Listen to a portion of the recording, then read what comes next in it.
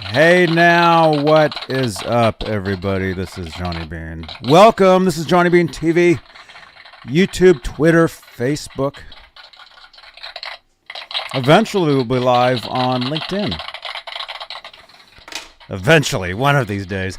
Hey, quick reminder, you guys. Tomorrow is Record Store Day, and Right Here, Right Now by Van Halen is being released on red vinyl. I saw a preview of it. It looks pretty cool. I'm going to try to find a couple copies for you guys and do giveaways during my Van Halen show. Exclusively Van Halen Tuesdays, 8 p.m. Eastern, 5 Pacific. So tune in. If you guys like Van Halen, this is the place you want to be. Johnny Beane TV. Subscribe. Smash that subscribe button. And lots of cool stuff coming up for you guys pretty soon. But again, tomorrow, Record Store Day. I'll be finding these albums for you guys as giveaways. So make sure you subscribe to the channel.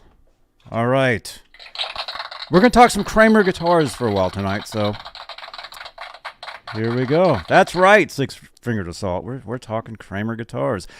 All right, let's see. Let's roll a couple new IDs here, and then we'll start. Let's see. Here we go. Hey, this is Ricky Rocket, and you're watching my buddy Johnny Beane right here on his channel. Hi, this is MJ from the Seymour Duncan NAMM 2023 in Anaheim, California.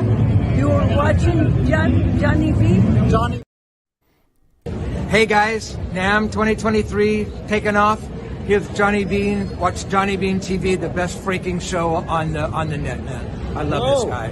Thank you so much, dude. You bet. Thank you.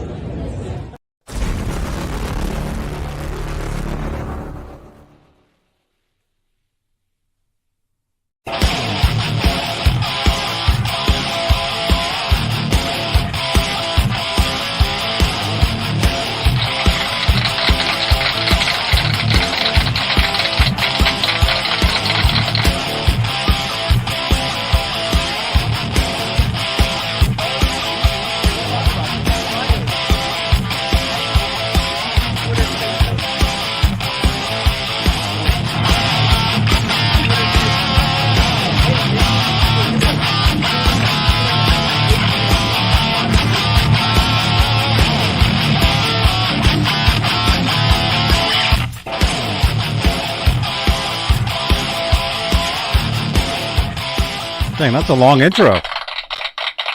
That's a long intro, man. I haven't heard that in a while. Plays pretty much the whole song.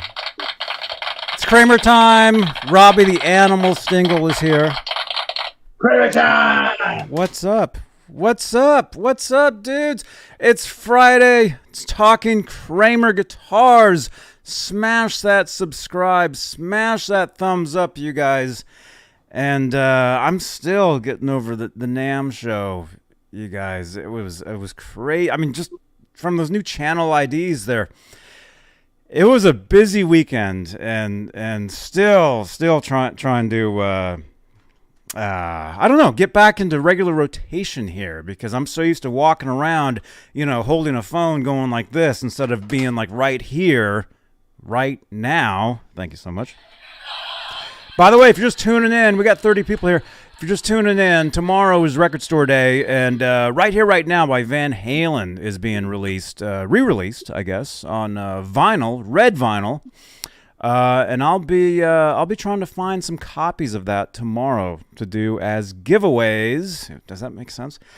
On the exclusively Van Halen show, which is on Tuesdays, 8 p.m. Eastern, 5 p.m. Pacific, right here on Johnny Beane TV, YouTube, Twitter, and Facebook. So make sure you keep it there, as Michael Anthony says. And speaking of giveaways, we'll be giving away some stuff tonight. So say stuff in the chat. That's how you get entered in the giveaway. Is you got to be active in the chat, which is right here. Look at this. There we go. That should be the chat. I don't know why it's not showing up. Oh, there we go. There it is. There's the chat. And while we look at the chat for a second, I have to go and make sure we're live on Facebook. Okay, here we go. Facebook, edit audience, public. There we go. We're on Facebook. I'll say hello, get some action going on over there. All right, cool. Right on. Right on, you guys. Look who's here. We got 0812, Dan Gorman, Brian Davies, Megatod 707, Richard Frand, Louis Villarreal, I think is your name. Yeah, whole bunch of people here. Thanks for tuning in, you guys. Let's see. What? It's Kramer time. And you know what, Robbie, you know what also time it is? It's time to wake up. It's time to mention our channel memberships.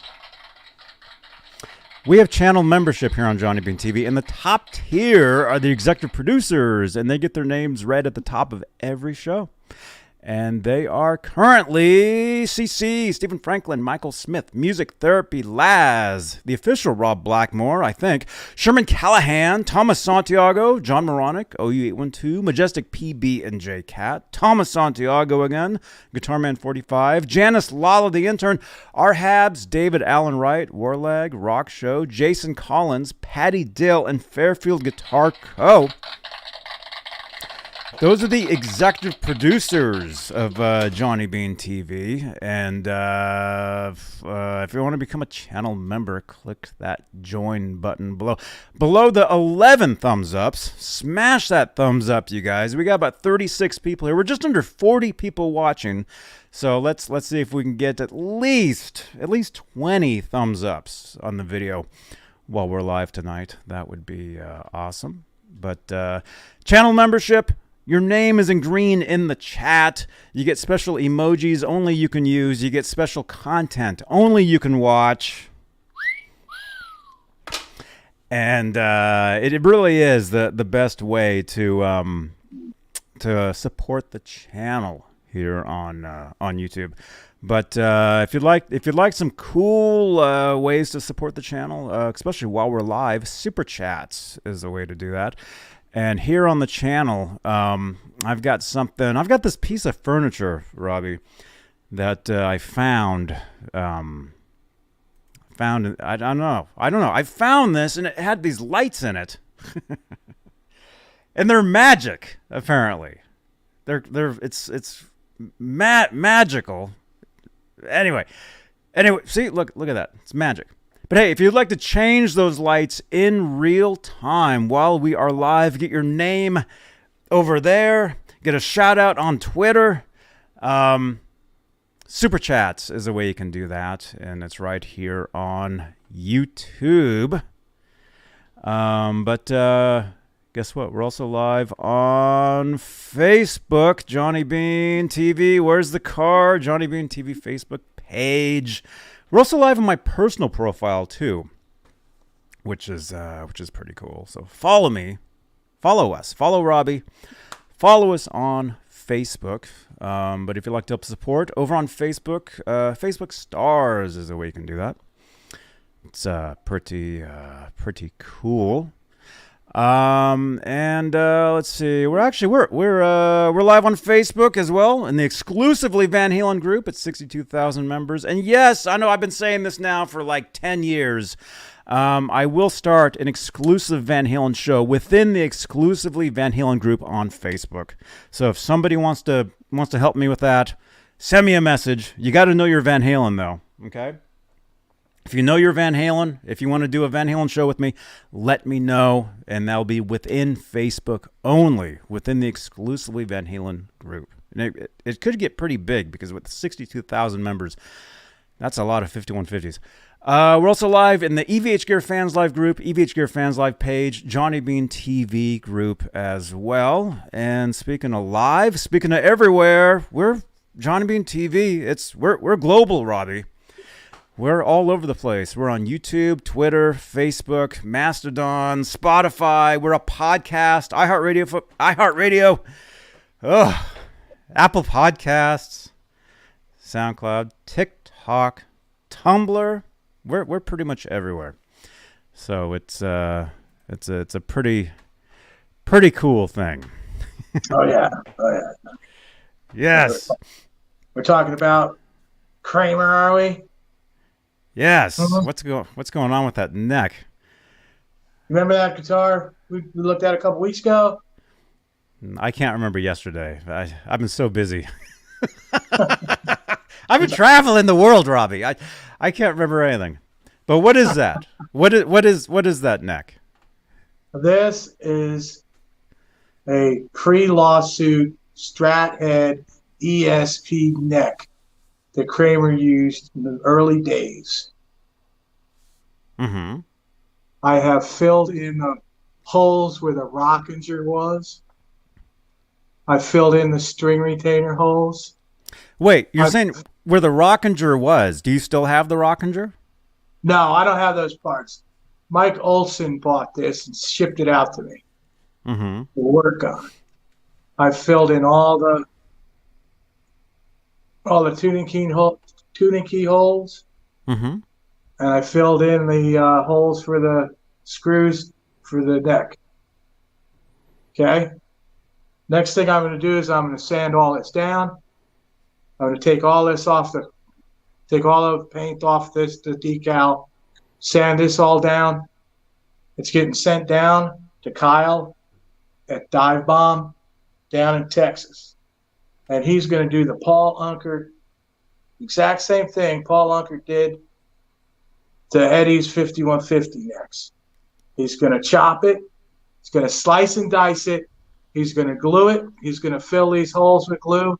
He's going to re-drill them in a slight arc that Edward did. And this is going to be really close to what Edward had used. I'm gonna file out that shelf. I've got the slammer nut for it. I'm gonna drill it and countersink it. This is going to be really cool. Now this neck's probably worth about $1,000, right here.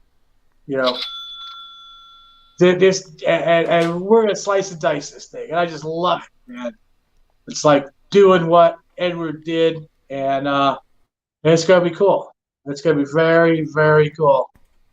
And, of course, when you have a neck for a guitar, you also have the 1982 first half of 82 body.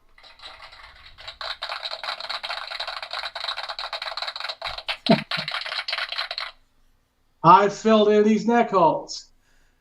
Okay, I'm going to hand sand all this paint off of here. So wait, let me ask you a question. Okay, I've all right. Why did you fill in the holes for the neck? The screws. You're not going to put the body and the neck back together? Oh yeah, I am. It's just that they weren't tight enough and they weren't exactly right, and I got to have it exactly right. So I want to basically start over. If you want to start over, just make a whole new body and neck. That ain't no good, Johnny. It's freaking 1982, man. This is handcrafted, Japanese handcrafted excellence. You're not going to CNC this. This is hand freaking made. The feel you get, the way this is going to play, you're not going to get it on some CNC machine. Wait, that was made in Japan? Yeah, this is ESP. Eddie used ESP neck from Japan.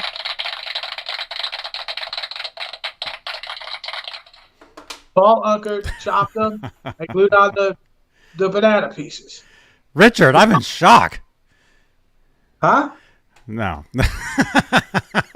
So this is a 1982 Pacer Imperial body, made at the same time as the bodies that Edward used for his 5150s. Okay. Wait. I told you though. Don't call all his guitars 5150s because technically there's one. And you're going to get, Robbie, you're going to get a lot of shit if you say that Eddie had a lot of 5150s because he didn't. Okay. All right.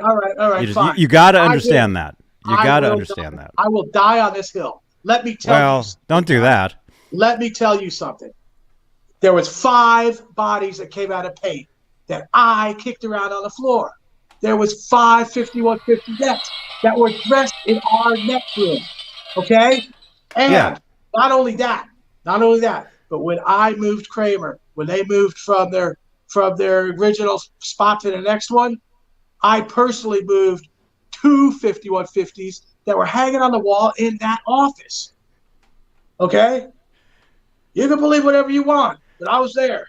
I'm telling you right now. Okay, but yeah, I know you, dude. You keep telling us that, but hey, let me tell you, Eddie had one guitar, one Kramer that said 5150 on it.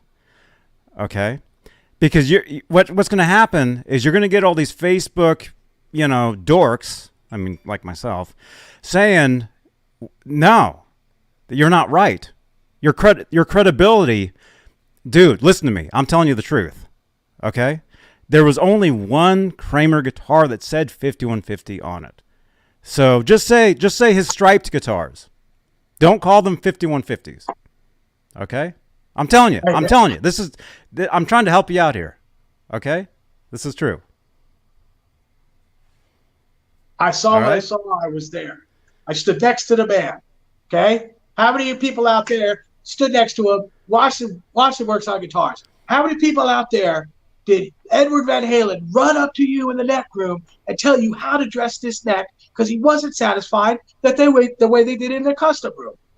You want to come at me? Fine. Come on. I was there. Now, you could split hairs all you want, okay? You could do that. You could go ahead and you could split the hairs all you want. I'm telling you, I was there. Now, he didn't actually have all of them. The man that ran Kramer had two in his office. I moved them when we moved the office. I actually moved them. Okay, so that would leave technically three. You had one with 1 star, and you had one with 2 stars. He took those numbers on and off all the time. He started off with the bigger numbers. He started off with the numbers that were this size. Okay, I had these size made at Image 360 in Norman, Oklahoma.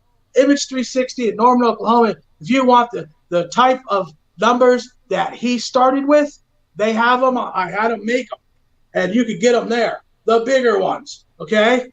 He would change the numbers on the guitars all the time. So you can look at a photo, you can say, oh, this picture's this, or that picture's that. Well, go right ahead, You want to come at me? Come at me. You don't like what I know? That's fine. You don't want to listen to me? That's fine too. Okay? You don't have to. All I'm saying is I was there. You think I'm full of shit? That's great. I don't care. All right? I'm trying to tell you what I saw when I was there at the factory. Cool. Now I'm just saying there was one guitar that said 5150 on it. They all didn't. The one that you're saying that had 2 stars said 1984. So that's technically not a 5150. That's all I'm saying. Because, Robbie, this is true. You're going to get these guys on Facebook. They're going to come after you for saying that. They're going to be like, no, you're wrong. And you'll be defending yourself to like hundreds of just dorks. Okay? I'm telling you the truth. This is the truth. Okay? Well, he did change stickers, and he did put stickers on guitars. He didn't even keep the same type of sticker on it. Okay? All right, so there were 5 exactly the same as the 5150, including that one. All right, okay? Awesome. All right. Yeah, well, technically they weren't the same. I mean, they weren't all painted identical. There were slight variations. Well, I guess there were. They all came out of the paint booth at the same time, unless you're talking about the 1982 ones that were slightly different also. Yeah, they were all slightly different. That's why I love these guitars, because they're all different. They're all slightly different. He had no 2 guitars that looked identical. Okay? So that's all I'm saying. That's all I want to say. In the chat, let us know in the chat what you guys think. Let me see. Who's it? Alice Martinez is here. By the way, Alice, congratulations. You won the big giveaway on Laz's show last night. I sent Laz your info. You should be getting that stuff soon. Robot Master Switch is here. Sky Prop is here. R2R3 Locking Nut is here. Zach Thong is here. Michael B. Live is here. Megatod707 is here. Patty Dill, Halface. John Hill is Nitro in action. Hello, dude. All right, John Hill, man. Check him out. This guy is awesome. He does art. He's a great guy. I just met him this week here in Oklahoma in a Crest parking lot. He's a fantastic guy, man. I support him 100%. I'm shouting him out to the rooftops. This is a fantastic man, and he needs your support, and he needs to feel that he belongs, and he does. I love him. He's a great guy. John, you rock, man. Keep up the good work. Absolutely. Right on, man. Now, let's see. Did I get the framed? Dude, that was you? Wait. Dude. Wait. Dude. Hey, John, did you get the framed canvas? I did. I did an unboxing of that like 2 weeks ago. I think, thank you again. I think it was on a Sunday night. I did that. Oh, that's Lefty, man. That's the guy we gave the bridge to. Uh-huh. Yeah. Right on, dude. Yeah, literally, dude. Right on. I got it. I got the canvas. I got the frame. It's right back over there. I will get that thing set up. Thank you again, man. Yeah, if you want to see the unboxing, it was a Sunday night. So it wasn't last Sunday, because last Sunday I was in L.A. It was either the Sunday before that or the Sunday before that. I'm thinking it was the one before. I'm thinking it was like 2 weeks ago. I think. I don't know. But thank you. Thank you again, man. Incredible. Hey, Feisty Feather. What's up? Wow. Hey, Heather. How you doing, Heather? Love you. What's up? We got a lot of new names in here. Great to see everybody. Smash that subscribe. Smash that thumbs up. All right, let me get back to this, okay? All right. Robbie, I mean, I'm not picking on you. I'm just telling you that's the truth. There was only one. His main guitar said 5150 on it. All the other ones didn't. So if you go around saying, he had all these 5150s, you're going to get all these people saying, no, he didn't. Not just me. You're going to get all these nerds coming at you saying, no, you're wrong. And they're not going to believe anything you say. Okay? So this is true. I'm trying to help you out. Okay? I've told you this before, too. I've told you this. Well, when I was at the factory, we made 5 guitars for Edward. There you go. He put on it. There you go. He put on it might have been different. I like that. All right. I was there. They were all Poplar. So anybody that doesn't think they're Poplar is totally wrong, because I held them. I was there. But anyway, let me get back to what I was saying before. All this stuff. Right now, this body was made in the early part of '82. It has the more narrow neck route, so the heel of the neck hangs over it, and that's one of the reasons how you can tell. What I'm going to do is I'm going to sand all the paint off this. I'm going to sand all the paint on the inside of this and painstakingly make a solid block piece to fill it. This will take me probably at least a week to do. It's all hand, very laborious, but it's going to fit perfectly in there, and it's going to glue in there really good. I'm going to sand right level, and that will turn this Pacer Imperial into a Pacer Special. You can see the electronics route and everything in there. This was made at the Kramer factory, and if you look closely at this pocket, there is no glue seam. Okay, this is a one-piece body. This is going to be important later on, because I found another guitar that was made around the same way, about the same time, and there's a little controversy on that I want to get into, which of course you're probably expecting from me. But yeah, when this is all done, I hope to send this to Marty Bell so he can paint it. Kind of basically, it might be a little bit different, but like this, okay? Marty Bell, he's an artist, man. He's an artist. Look at this. When these came out of the factory, when they came out of the paint booth, they were clear coated and they were beautiful, man. They are sanded, level sanded every step. Okay? So hopefully we'll be able to do that. Nice. I'm sorry if I offended anybody, but you know, what can I say? Guess I'm offensive. Well, those guys you keep bringing out of your garage are kind of weird. We're not doing it till tomorrow. I don't know. I mean, if I get home in time, maybe. I mean, yeah, let's just say that. Tomorrow, I have a rehearsal. I have a gig coming up a week from Sunday, I think it is. I'll be streaming that. So, right? It's a Sunday, right? Or the 30th. That's a Sunday, right? Isn't it? It's either Saturday or Sunday. I'm not sure. Next weekend, I'm playing a gig. I'll be live streaming that for you guys on the channel here on YouTube. Tomorrow, again, if you're just tuning in, tomorrow is Record Store Day. And I will be looking for a couple copies of Right Here, Right Now on vinyl for giveaways for you guys for the Van Halen, exclusively Van Halen show, which again is Tuesdays, 8 p.m. Eastern, 5 p.m. Pacific, right here on John Beane TV, here on YouTube. And then, let's see. Yeah, so tomorrow I'll be finding the vinyls to do some giveaways. And then tomorrow afternoon, about 3 o'clock-ish California time, I'll be doing a rehearsal. And if I can get home back to Santa Cruz in time, there'll be a regularly scheduled starting night. If I can. But I'm not going to schedule it in case I don't get back in time. But there will be content for you because I'll be streaming live while at the record shops for Record Store Day. And Laz might be with me, actually.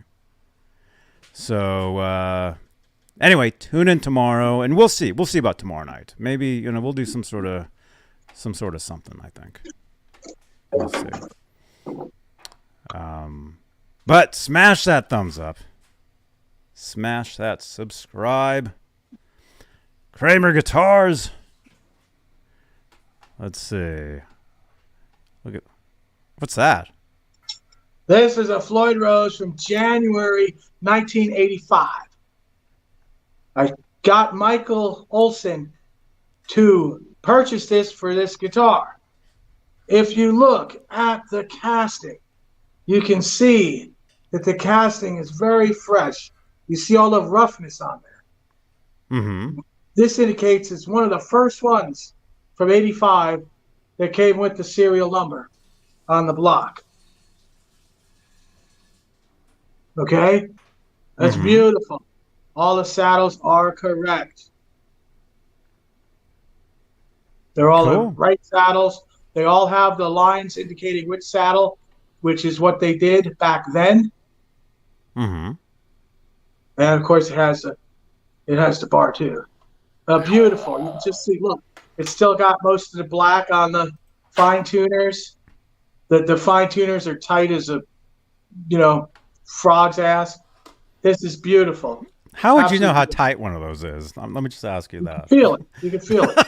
Feel what? You mean the frog. Jesus. Well, you do live in Oklahoma. No, I'm kidding. I also do I pick on my state now too? We're armed. Well, but I ordered a bunch of stuff for it the last couple of days too. I ordered a couple of the narrow spacing neck plates with no serial number, which they used out of the custom room. Mm-hmm. And there's a lady in New Jersey that has these that were never picked up by Kramer, and they're fabulous. These are the plates that went on the guitars that like people didn't really know about. Like if they made a guitar and put out the back door or something. So, well, we have a pleasing phone call, Johnny. Should I get that? Yeah, go ahead, Johnny. We want to be nice. Okay, I might as well because I actually do need to talk to this person. Hey. What's happening? It's Ferris Bueller. I'm calling in to, again, I'll just keep calling you and keep calling you and keep calling you until you pick up, you know. Uh-huh. I just have to call in, and again, for the second Friday in the row, totally back up Robbie here on the tightness thing. Because what he's talking about there is you can... Wait, about a frog? The tightness of the you know, the tremolo, those set screws, right? The basic, the fine tuning screws. Is he talking about that? What do you? He must be. I'm not Yeah, sure. Johnny. He says yes. The tolerances Yes, of the yes. fine Now you tuning. see the high quality German made ones. You could feel the difference in the tightness of those because when you're turning them, you don't feel the grit and the grittiness of the cheaper made ones. So you go from I know. one to another. And I'm not the only No, person who I knows know. this. I know. The one that he has right there. That can you show that again, Robbie? Show that Floyd Rose that you have. Yes, sir. While you're doing that, I'll show my Floyd Rose here. There we go. All right. Okay. All right. All right. Yeah, see, that looks exactly like the one that came on my Focus 1000. That's the exact same bridge. And did you do like the ones that you have now, cheaper, if you have like cheaper ones, do you feel the difference? Yes. Yeah, the Yes. the ones now that they get way tight. Almost they can be too tight. Too tight. Too tight. And there's like a feeling when you're turning them like it's like gritty. It's not like smooth, right? Because the metal is not cut as Robot, come on. precisely. Uh-huh. Right, Robbie? Yeah, it's got to do with So I tolerance. just wanted to call in and just while I'm having my palatine here with my coffee after a wonderful dinner, watching you guys lurking in the chat. You already had dinner? It's only 5:30. Well, of course. I know. It's early, but, you know, it's Friday. Let me ask you a question. Are you going to meet me down on Telegraph tomorrow? I don't know. If I have time, I might, I might not. I have so much to do. It's just ridiculous how much because I had a guest that stayed here an additional like 3 days on top of a week and a half or whatever, a week of NAMM. And so, yeah, I have a lot of stuff to catch up on, but I'm going to try. Like I texted you back or messaged you back in the same thread. I'm definitely going to try. Cool. Yeah, I'm going to get there as soon as they open. Because with these record store day exclusives, you have to jump on them. People grab them up. Yeah, I know. So yeah, I have a feeling that I'm probably not going to make it. But, yeah. Maybe I should Venmo you and you can get me one. Or will they even let you get more than one? They might just be one per customer. Sorry. No, I don't. Move on. Well, I don't know. I'll walk in with my glasses, and then I'll take my glasses off when I walk back in. There you go. They won't recognize They'll never me. know. They'll never know. Take your hat off. And they're like, who's this guy? Yes. Yeah. Yeah, we'll do that. All right. I'll let you guys get back to it. I know this is like important kind of deep dive Floyd stuff. Hey, So, thanks, Laz. Happy man. Friday, everybody. Music Therapy Laz out. That's what all the fancy YouTubers say, right? Out. That's what I said yesterday. Oh my God, it was a great time. Anyway, all right, I'll let you get back to Robbie there and doing your guys' thing. Okay, Robbie, I awesome. love you, man. We got to do that collab. We have Yeah, to do multiple I'll send collabs. it out. All I'll right. send it out to you soon, Laz. See you guys. All right, see you later, man. All right, bye bye. Bye-bye. All right. Yeah, I mean the first run Floyds that came out in '82, and even the ones from '83, like this flat black one, right? This guitar was in my case for probably a month. I took it out to do a video. I did not have to tune it. It was still in tune. I beat the crap out of it. It's still in tune. You know, these flat black first runs, the ones that came on the Grail guitars, the ones that came on your special orders. Mm-hmm. You know, flat black, very good, very good. But you know, shoot, I had this Floyd Rose in 1982. Some guy sold it to me from Kramer in 1982 when Bill Isaacson built this guitar for me, and we're going to get to this wood later also. And this is it's just beautiful, man. before anybody had him. This guy, I thought he had legitimately got it from Kramer, but when I ended up taking it apart years later, the saddles were not in the right spots. And I said, oh, man, he must have clipped it, you know. And I paid $100 for that in 1982. The guy drove to my house with this bridge. I gave him $100. He gave me the Floyd Rose. I don't know exactly who he was, but yeah. So from 82 to 85, from 1982 to 1985, those are the best ones. They're far and above better than anything after.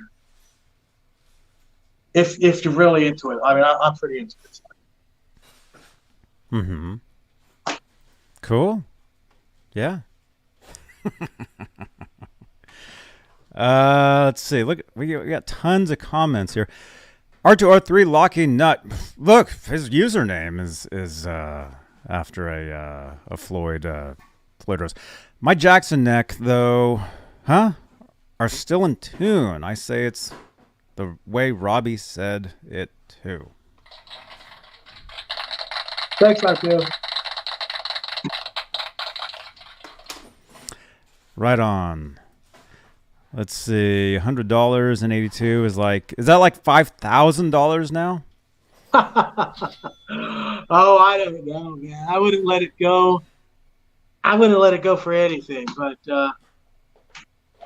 yeah, Floyd like that now, you could probably get it for, maybe around 300. This one I got for Mike Olson.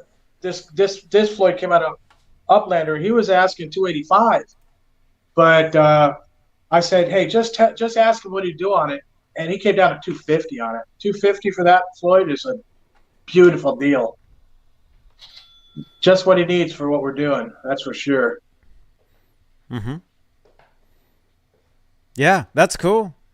Yeah, I mean, you guys, you can get a vintage Floyd. I mean, they've probably, like Robbie's saying, they've gone up, a little bit lately, but I used to get used Floyd Rose bridges from the 80s for like $100, $150, like 20 years ago.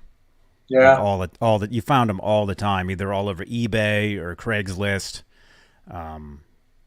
everywhere. The original ones too, not the German ones. The good ones. It ended in 88 when they had to go to licensed when Floyd left because he was getting ripped off. And Ed left because he wasn't getting any royalties, and he was friends with Floyd. So yeah, they both Valmanused, and the legal struggles began. Yeah. There's Floyd right there. I don't know if he was at the NAMM show this year. I didn't see him. I totally forgot to look for him. I don't know. But Robbie, you know who we did see? Oh, I do, Johnny, and I thank you so much. What a beautiful moment that was. You guys, were you guys watching last week? Do you guys remember this? Hi, this is MJ from the Seymour Duncan NAMM 2023 in Anaheim, California. You're watching Johnny B. Johnny Beane. Johnny Beane, okay? Thank you. Thanks for all your support. Yeah, there you go.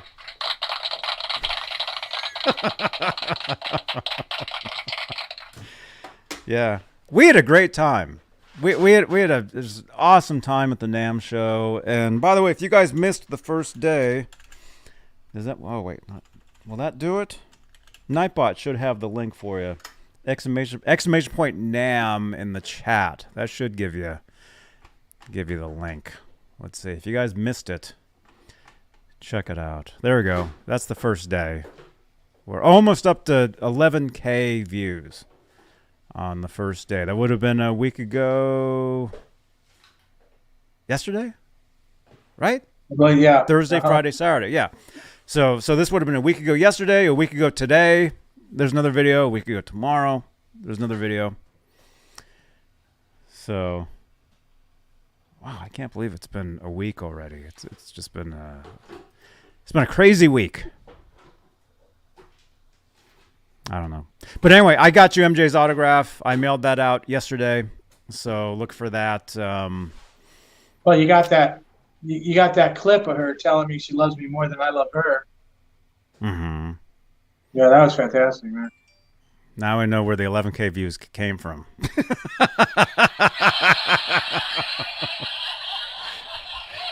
It all says Oklahoma nonstop, rewinding.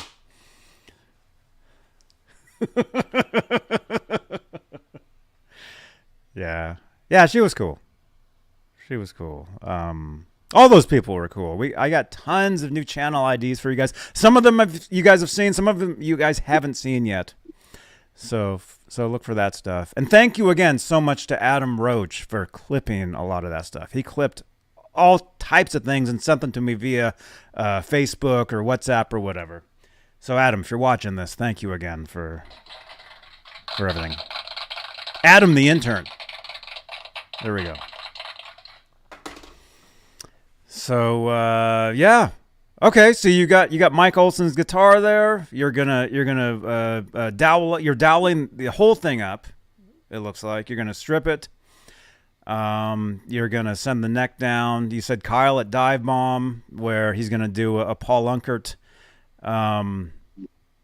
special, where he cuts the end off and does adds the piece of wood to the end and all that.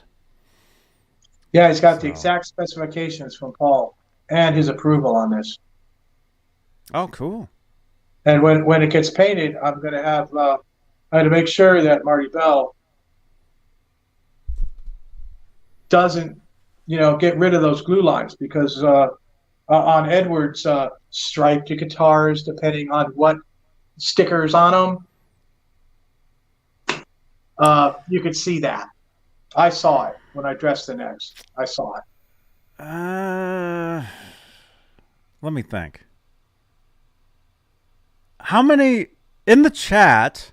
Okay, this is a good question, because I'm trying to think this. We had Paul Unkert on a couple times years ago. The first couple shows of doing these shows, Paul Unkert was on, and how many of those guitars of Edwards guitars did he add the wood to the end of the headstock?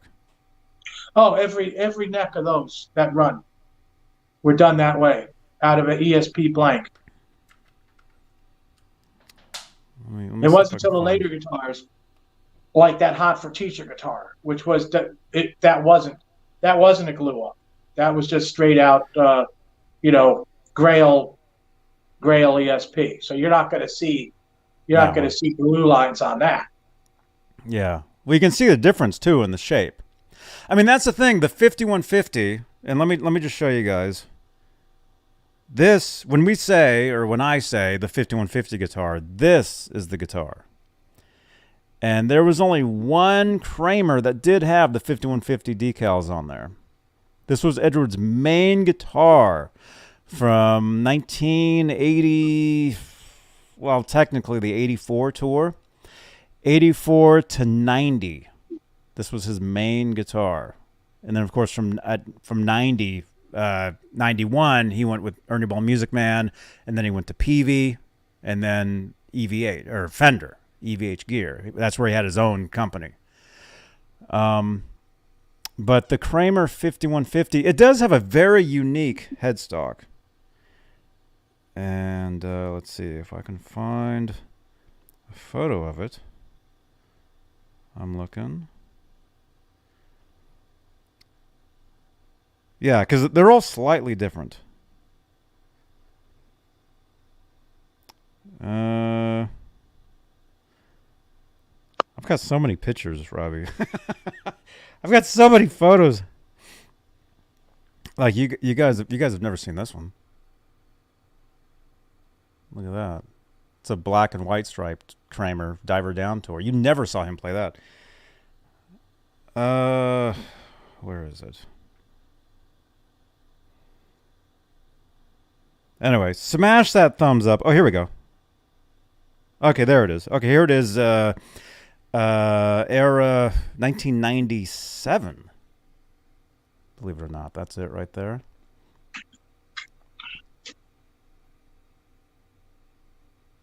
Looks pretty different because the logo was taken off. That's the skinnier banana, a la the Destroyer. Yeah, notice the black. No, that's the 5150. Yeah, but that neck, I'm saying. You know, he did change necks often. No, that's the original neck. It is, trust me. It is. That's the 5150. It had the Ernie ball had planed the neck, and they had actually covered up the Kramer decal with an Ernie ball decal. And eventually that was taken off, and it looked like some tape was stuck on the front. But that is the Paul Unkert neck right there. And it was busted in half at one point. Had an extra tuning key added. But let's see. That is the Pacer headstock with the added wood to the end. I told you, Robbie, I know all this stuff. It's my favorite guitar ever. Here we go. There's like a more like, there it is right there.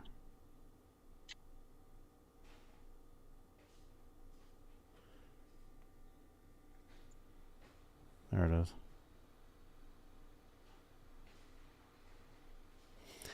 But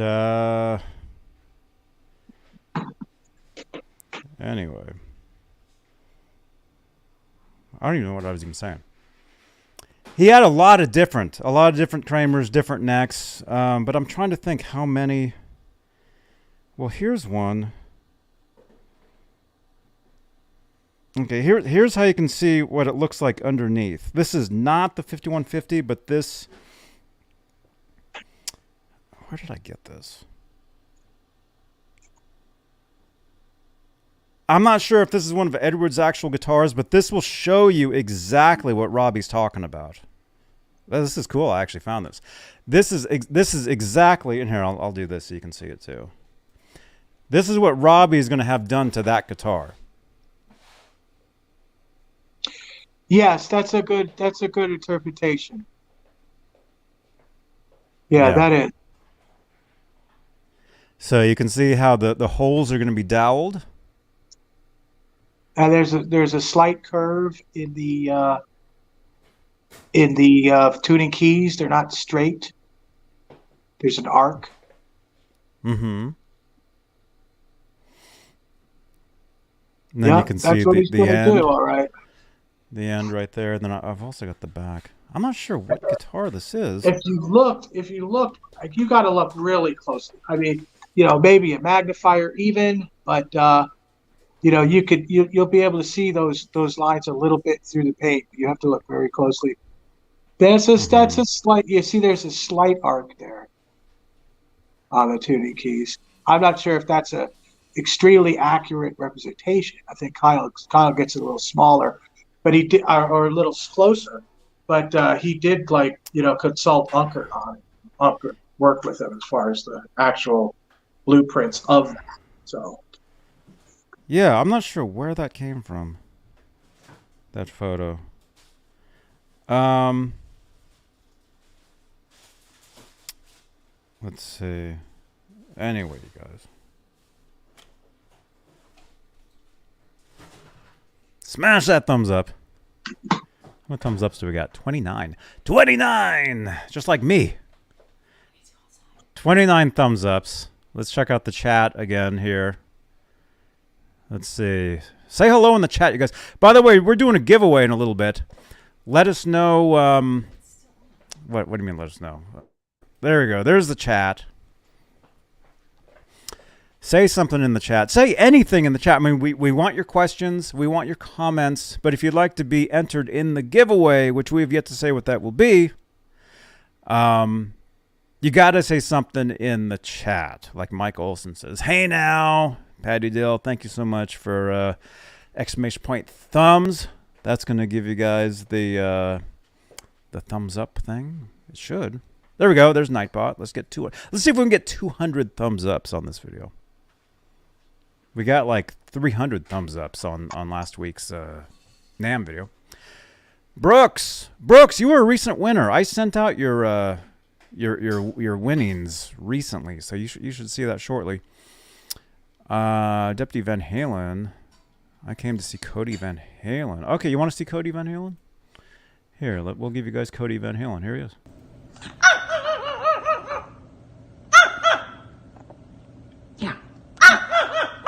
Hey everybody, this is Cody Van Halen's mom, and he says you are watching Johnny Beane TV. There you go. That was Cody. Actually, I have two of them. Here, I'll play the other one. Here's the other one here. Hey, this is Cody Van Halen, and you are watching Johnny Beane TV. Thank you, Cody.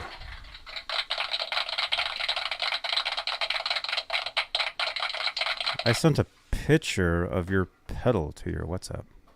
What? A picture of my pedal? Let me see.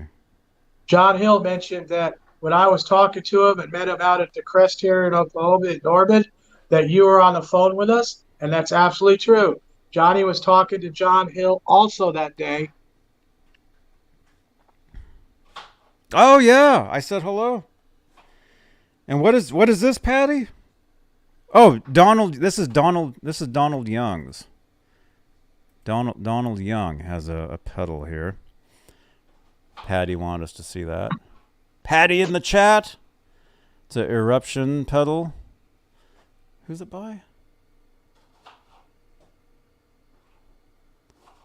It's kind of blurry, but there you go. That's cool.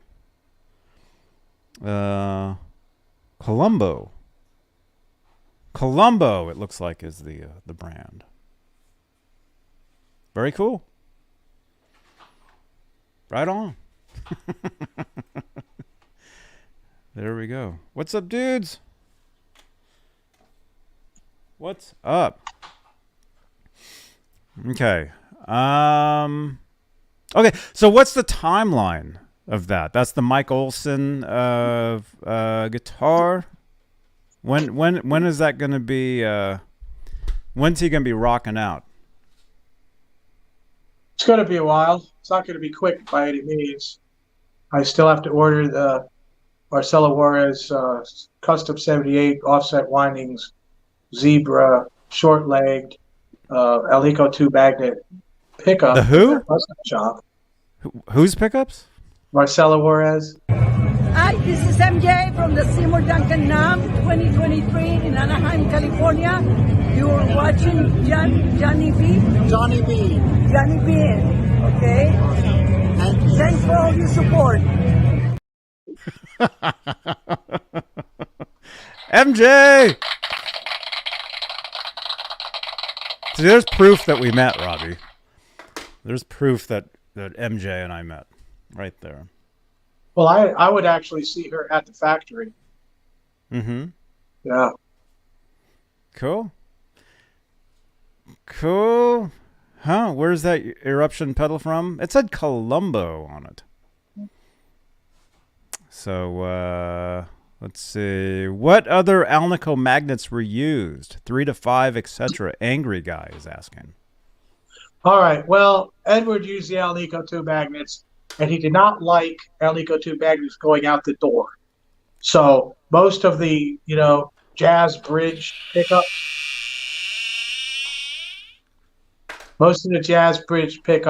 that were on the Kramers in 1985 when they went to Seymour Duncan were Alnico 5s. That's cool. So you either had an Alnico 2 or an Alnico 5. The Shallers were mostly Alnico 5, although some rail guitars did have Alnico 2 pickups.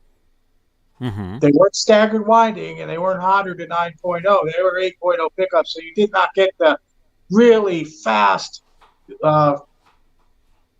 changing feedback that you get out of an Alnico 2, especially with the staggered windings, which is something I demand, actually.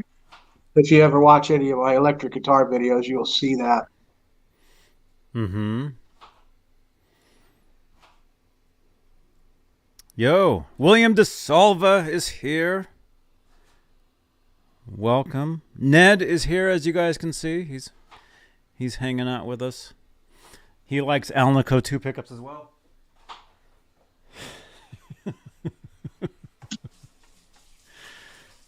Alice Martinez, the winner of yesterday's giveaway on Laz's show. I sent Laz your info. That's a good question. Average guitar guy. He originally did, in the very old days, rewind pickups on his own. But once he started like really playing, he didn't do that anymore. But he did do that in the very early days. Well, not one thing he did do was he would take pickups and change the magnets, which is something I still haven't been able to achieve. But yeah, he would change the magnets. He would change them to Alnico 2. So, if he had the DiMarzio on there, he would change that magnet to Alnico 2 to make it sound warmer. He was really good at that stuff. And let's not forget, as far as I know, I think he was the first one to actually wax pot a pickup with like surf wax in his kitchen. I mean, it's like crazy, but you absolutely need to do that if you're manipulating feedback and you want warm feedback tones. You cannot have the screws vibrating around, and all you're going to get is like PA style feedback squeals that are horrible. It definitely has to be done, and that's standard now. Well, everybody. When I took a tour of Fender, I saw the place where they wax pot their pickups. I saw it. And you got to do it, because without it, you're going to get uncontrollable feedback, which is what you don't want. Right, exactly. I have to be able to split the octave, have a good tone, have the feedback do everything I want it to do. They didn't have Alnico 8 pickups back then, Ogre. Not when I was there. Ogre. Yeah, that's his name, right, Ogre? Not visible. What's happening, man? He wound his pickups. He had a jig. He had kind of a jig. It was mostly by hand-ish. I mean, you're not going to do it just by hand like this. He had like a piece of wood that would turn around, and he could manipulate the windings up and down across it, so it wouldn't be exactly. It wasn't all exactly even, and that's something that Marcella does. Wow, this guy, not visible, rewound his own pickups. Very impressive. Whoa, that's awesome, man.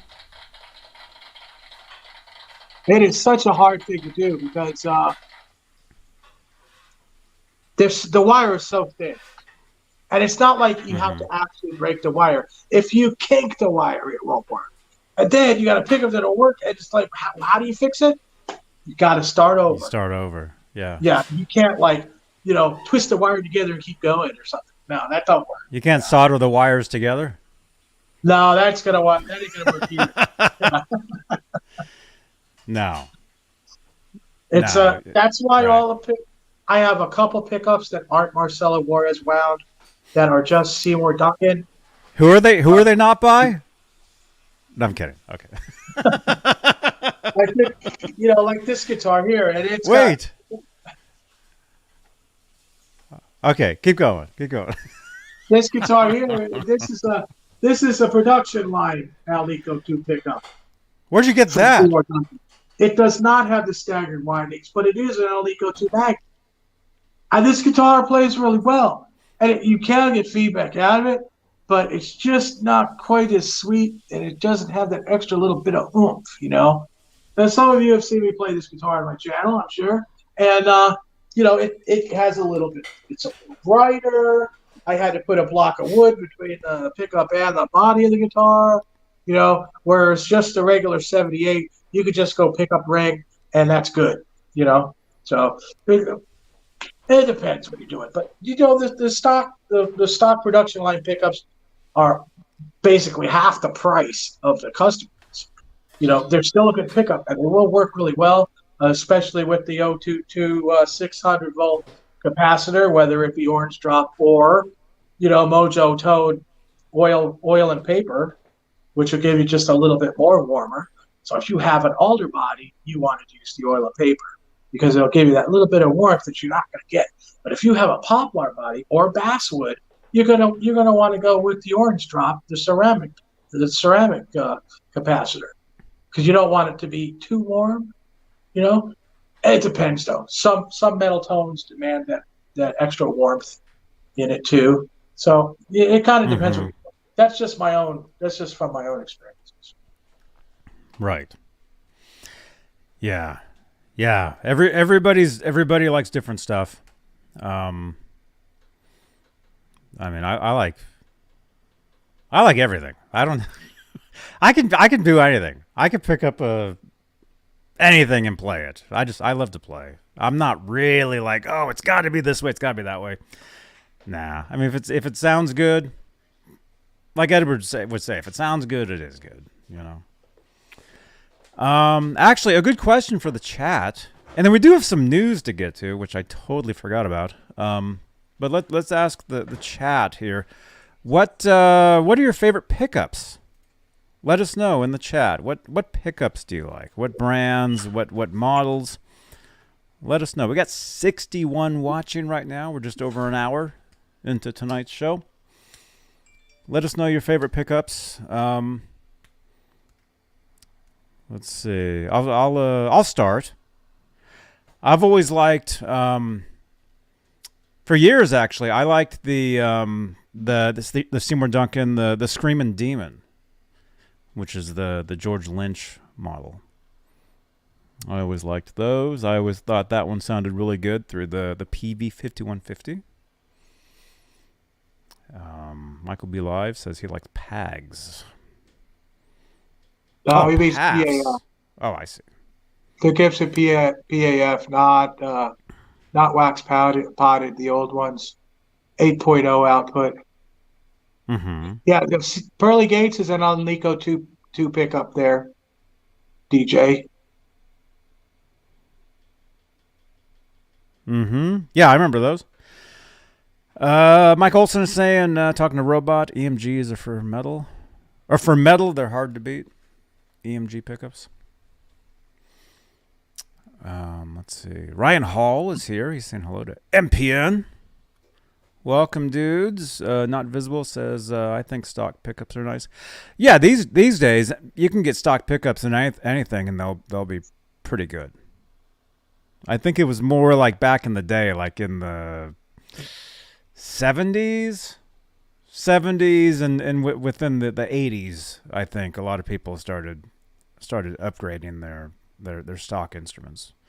And of course, Edward was played a huge part in that with building his own guitar, the Frankenstein, and everybody wanted to build their own guitar by that point, no matter what. But most of the people wanted to build their own guitar, and they wanted to stripe it as well. And that was kind of like, yeah,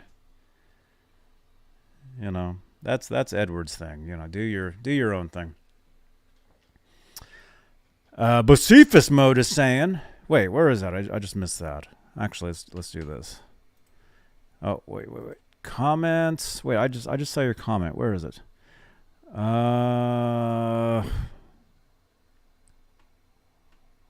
are we? Oh, here we go. Thinking of putting a DiMarzio Super Distortion in a B replica. Anyone use them?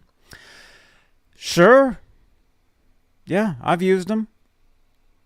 I mean, if you like 80s, metal tones, DiMarzio Super Distortion, is perfect for that.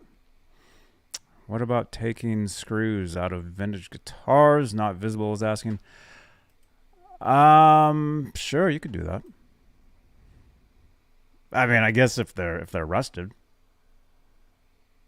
But I mean, there's a lot of players out there that really like their stuff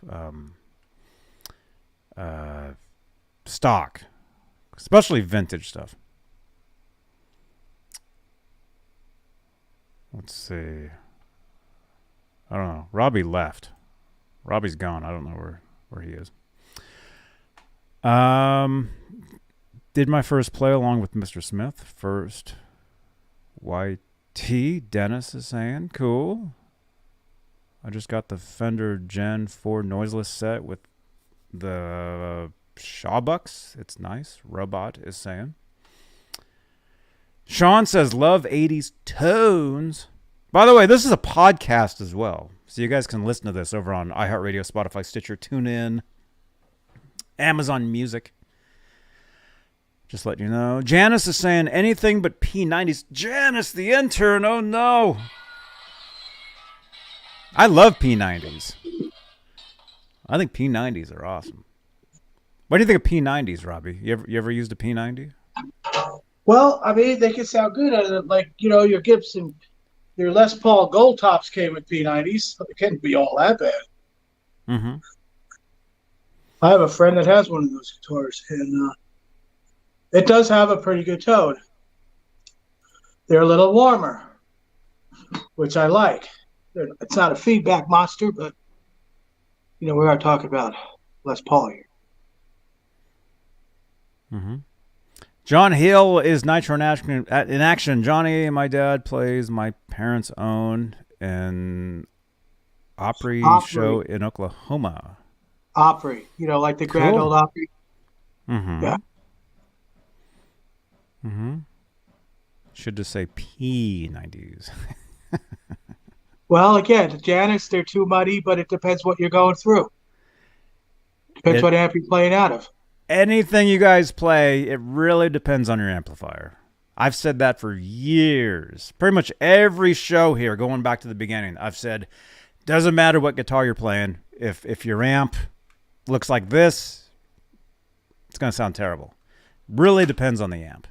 If you have some flame-throwing amplifier, you can play, a pretty, budget guitar through a pretty, a great amp and have it sound not so terrible. Really depends on the amplifier, though. Stephen Franklin, I have a DiMarzio stacked double coil pup in a Fender single coil slot. Sounds great. Right on.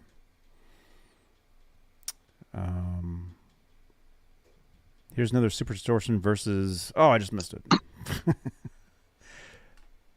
Anyway. You guys... Right on. Smash that thumbs up. We got 64 watching. 37 thumbs ups. Can we get 40 thumbs ups, please? It's Friday night. That would be awesome. Let's see. I want an amp that throws actual flames. Hey. Well, you blow a tube, it might actually do that. What pedals do you use? Not visible as saying. Robbie, that's a good question for you. What pedals do you use? Well, don't lose many. I have a Marshall Governor from 1989 to 90, made in England, that has the red LED clipping diodes. I have a custom-made pedal that also has two red LED clipping diodes. I run them both at the same time through the Marshall Studio Vintage, which has absolutely no solid state in it whatsoever. Now, going through my lunchbox, the original white lunchbox with no clean channel, you put it through the blue channel, and I can get away with a MXR FET driver, which also has a red LED clipping diode. And I could get the feedback and a tone pretty close to the Marshall. It's not quite as lively. I can't get it to split 3 or 4 times octaves on feedback, but it'll split 2 or 3. It's that close. So that's the only boxes I use, and I don't step on them either. They're, the two I'm using is up on the PA system, and the The lunchbox, when I use it, it's just sitting right up next to the amp. You know, I use them for the sound. I don't basically don't change the sound at all. That's my thing. That's what I like. Mm-hmm. That's cool. Well, we have a guest, John. Here we go. Hey, Zora. What's up, Zora? All right, Zora, look. There's Zora. Oh, you're a good girl. Yeah. You guys, smash that thumbs up for Zora, please. Oh, good girl. Yeah, she came in here to visit. Good girl.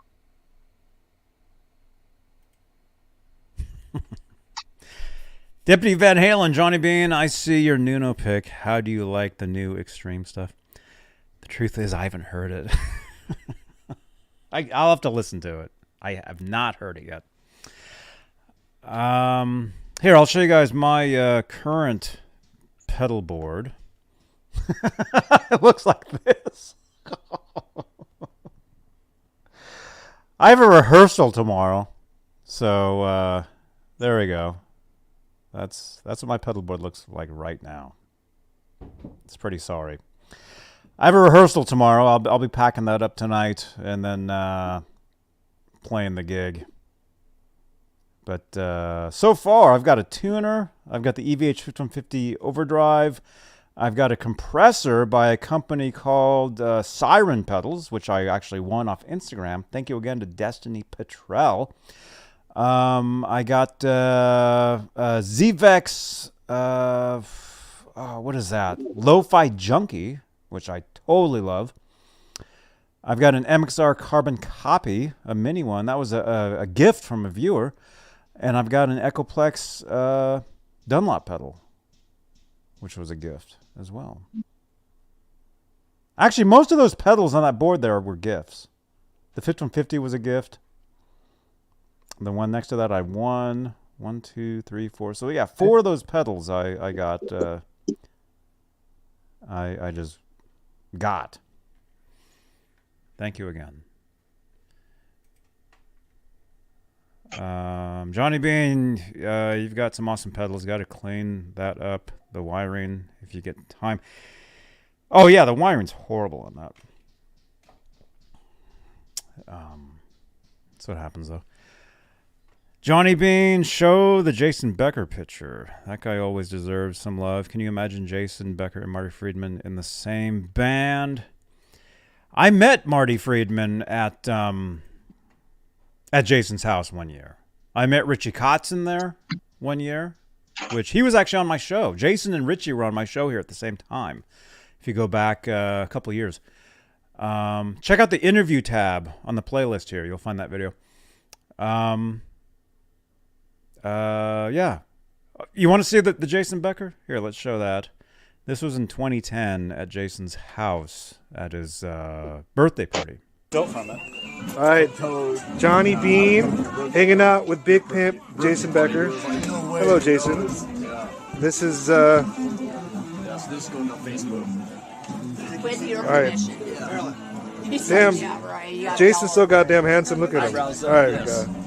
All right. And there's Mike pimping Barney over here, and then Dan, just goddamn it, sexy. Too fucking sexy. And of course me. Didn't you go to Costa Rica? The guy that filmed that, his name's Dave Lopez. I actually saw him at the NAMM show just a few days ago on was it the Friday? Would have been the Friday. Was hanging out with Dave Lopez. Awesome dude. Very good friend of mine. Very good. Laz pedals looking good compared, just saying. Well, Ryan, I actually know how to use the pedals.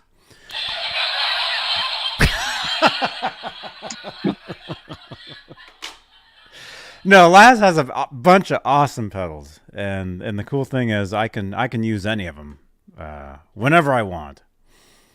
So it's like a music store or a library. It's pretty good. Let's see. I think Robbie's getting bored.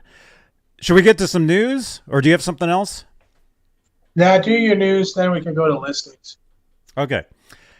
All right, you guys. We talked about this the past couple weeks, I guess. It's something that was happening, and then I went to the NAMM show, and then it happened. A lot of people are very shocked by it. And if I can find it. Oh no, I didn't plug my laptop in. Holy crap. Here. Say something to the tell them something real quick. I got to plug my laptop in. It's at 5%. You know, in 1982, I used to drive my friend to Kramer. He worked there. I wouldn't work there because they'd only pay you $4 an hour. But I'd go drive up in this, old Dodge Dart Sport, that looked like a duster. And this would happen. It happened quite a few times, I'd drive up there with my friend, and he'd be getting ready to go out and punch it. And we'd come out to the car and start talking, So we'd talk like normal people, and he was a really cool guy. He really wanted me to work there because he knew I played guitar. And he wanted everybody to work there to play guitar so they could have more of an understanding of what building guitars would mean, like, of our personal connection, And there was a lot of people that didn't play or anything. Lots of the people that worked there didn't even know who Edward was, but it was kind of cool, that I'd be able to, like, just, say, hey, what's happening, And he was really nice guy, Unless you crossed him, you did him wrong, forget it. Like, somebody I could think of would be Grover Jackson. Trying to paint striped guitars while he's on tour, and then he comes back and he sees some guy playing one and freaks out. That was it for Grover. I mean, he would still, act humanely, and stuff. But no, he didn't like it at all. Yeah, it was always cool to see him like put together guitars after he came back from lunch, right? He had something to drink. That was always great. I wonder if I can find that. I have some. I don't know where I got this, and this is from years ago. If anybody in the chat knows anything about this, I have a photo of a guitar that Eddie supposedly built for a friend. And this goes back to, what year? What year is this? Like early 80s. I don't know. If anybody in the chat knows anything about this, supposedly this is a guitar, and I just happened to see this photo, and I'll show it. Supposedly Edward built this for a friend, according to the photo, going back to like the early 80s or so. It does have some Edward-esque looking work there, the piece of the pickguard and whatnot. Right. Yeah, the body does look like it was made in 82 to me. I'm not sure if it's later or earlier. I'd have to see the neck pocket. Yeah. I don't know. If anybody knows anything about this guitar, and see the headstock has a little VH on the tip there. It's hard to see. You can't really see it. There's a little VH. There we go. I don't know. If anybody knows anything about that, let me know. Okay. All right, check this out, you guys. We talked about this last week. We're going to talk about it some more because it's still pretty big news. Sotheby's auction, Eddie Van Halen Hot for Teacher guitar.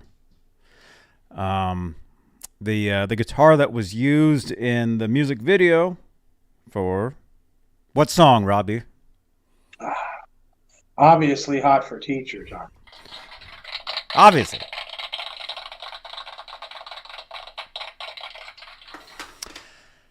This guitar, used in the music video and then used live on the '84 tour. The estimate was $2 million to $3 million, and it sold. And it wants me to log in to see the results. There's no way I can. There's no way I can log into this. But it sold for what? Just under $4 million. So I heard. I think 3 million. What was it? 3,900,000. 900,000. 3.9 million. Stephen Franklin is saying. So. There's been a lot of discussion about this guitar online, especially on Facebook. A lot of people saying, "Oh, that thing, Eddie never played it," but yeah, he did. And he only played it for a minute. No, he actually played it for a while. A lot of people are saying, it's not worth it. It's not worth that much. Whatever. I had said that no, it's going to go over the estimate, which it did. I'm actually shocked it didn't go more over the estimate.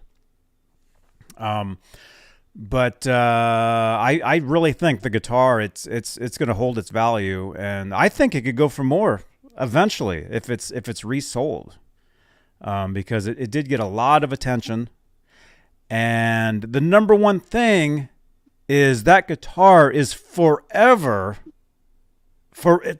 known as the guitar Eddie played in that music video. Because of that music video, I mean, it's just, I mean, it's definitely, as far as the guitars that Eddie either gave away or got resold by people over the years, this is definitely the most high profile guitar of any of those, because it was in the music video. Who else could afford it? Holly is saying. I was saving my pennies. But no, that guitar, because of the music video, is definitely it's one of the highest priced guitars. But I think I was reading Kurt Cobain's guitar is the highest auction guitar ever. That went for more than this one. And I think maybe there was a Hendrix guitar as well out there. I was looking at those pictures closely not too long ago, and there's one of the Floyd route that you could see through. You could see the bottom of the base plate, and the bottom of the base plate of that Floyd does not have any casting marks whatsoever. I believe that to be a solid piece of steel that was bent into shape before plating. Let me see. The back of it? It could have been it could have been at least partially a Hanson done base plate. But that's him playing the guitar on the '84 tour, right there. It's not your regular Floyd Rose made out of casting. That's a solid piece of steel bent, like the way they did the Hanson bridges. And if you look really close, you see it might have, well, it doesn't have the brass little blocks, but now Japan, Fernandez made some of these out of solid steel bent before plating also. So that could be one of those. It could be one of the early Fernandez that wasn't a casting bridge. But yeah, that's definitely a higher quality bridge. It's not just the regular German Floyd bridge. Mm-hmm. I mean, yeah, I mean, it's very interesting too. Some of those screws that were replaced there for the intonation. The intonation. Yeah, screws. that is kind of interesting.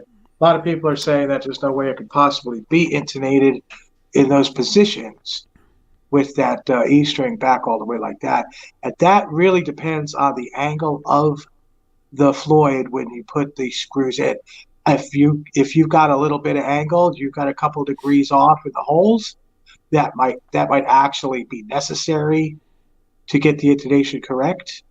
Most people say there's no way it could be intonated correctly, but if that's not balls on exactly, straight where those holes are, if it's off a little bit, it won't make any difference in the usability of the bridge. But to get intonation, that might have had to be done. So I'm just saying that might have been necessary to intonate it if the studs were put in at just a few little degrees off. Yeah, and a guitar like this, I mean, it's been out there for years. It wasn't in the possession of Edward or the Van Halens for a lot of years. So who knows, like those screws that are like for the intonation there, who knows when those were added, if those were added then or not. I mean, pretty much most of that wear on that guitar, I think, was done like after. Edward didn't do all that wear. That was from people playing the guitar over the years. Let me see. What else? Let me see. Where's the back? Should I show the back of it? Maybe. There we go. Yeah, let's see if we can see that. All right, that's the There's picture. the back. Now, if you can zoom in a little bit more, right by that coupling, you see that there's no roughage, there's no dimpling. That's just straight steel. That is not a casted base plate, which I think is very interesting. And you can tell where the ground wire is coming out. That is definitely the 1982 made at the Kramer factory body. That's one of the big, telling things about it. But I thought that was very interesting. There is absolutely no casting marks. In that year, if it was a German casted Floyd, you would definitely see dimpling, similar to what we saw on Mike's bridge earlier. And that is smooth steel. So that was bent into shape before the chrome. You got to bend it, you got to grind it, you got to shape it, then you got to chrome plate it. And yeah, it's cool. Is it worth $4 million? I think it's the fact that it was in the video, just like you say, Johnny. I agree with everything you're saying. If it wasn't in the video, that guitar being in that music video definitely is a huge factor in the selling, the price of the guitar. Oh, sure. Because it's forever. It's forever in that video, forever.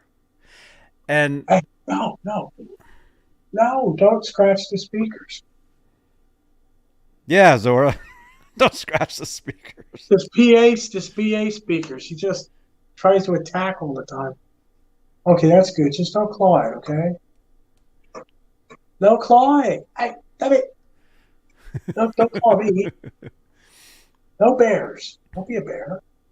Don't chew it either. Good Lord. Wow. What a rebel.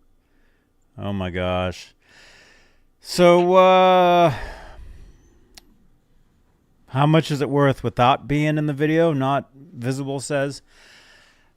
I mean, I'm not like some. What's the show on PBS? That auction show?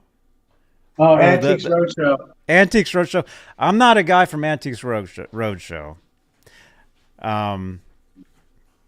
But if it sold for $4 million in the video, I would say half.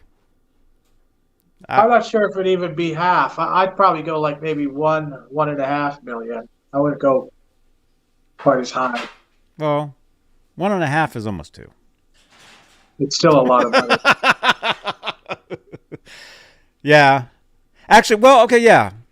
I don't know. Let us know in the chat. Let us know in the comments below if anybody watches this video this far into the video. Actually, let us know that stuff. Let us know if you know, leave a comment. If you're watching this right now, if it's like next year or tomorrow or, you know, sometime in the next 20 years. If you're watching this far into this video, and I'm saying right now, drop a comment below. Drop a comment below. And let me know. Where are we at? We're at an hour 20. We're at an hour 30 minutes into this video. An hour 30. So drop a comment below. Oh, geez. Do you want to take a phone call? Good. That's wonderful. Well, it's not Laz. Don't worry. It's not Laz. It's not Laz. Let me see. Okay, let's take a call. It says he's muted though. Hello, you're on the air. Oh, hey, Johnny, this is Dude 5150. Dude 5150. What's happening? Great. How are you? Great to talk to you. I don't know if we've talked before. This is. Well, we talked maybe once or twice, yeah. But hey, real quick. Number one, I'm glad you got the canvas. That's awesome. I just watched the video earlier. Oh, thank you. Yes. I was reading an article where it showed that this went for $3.9 million, which is second to David Gilmour's Stratocaster that went for 5.7. So that was the most expensive at auction. This is second most expensive, from what I can tell. Okay. Okay, that's cool. So I think Hendrix was like $2 million for his Stratocaster. I think there's a Kurt Cobain guitar out there as well, like an acoustic, like the one Kurt used on the MTV Unplugged or something. Oh yeah, something like that. Yeah.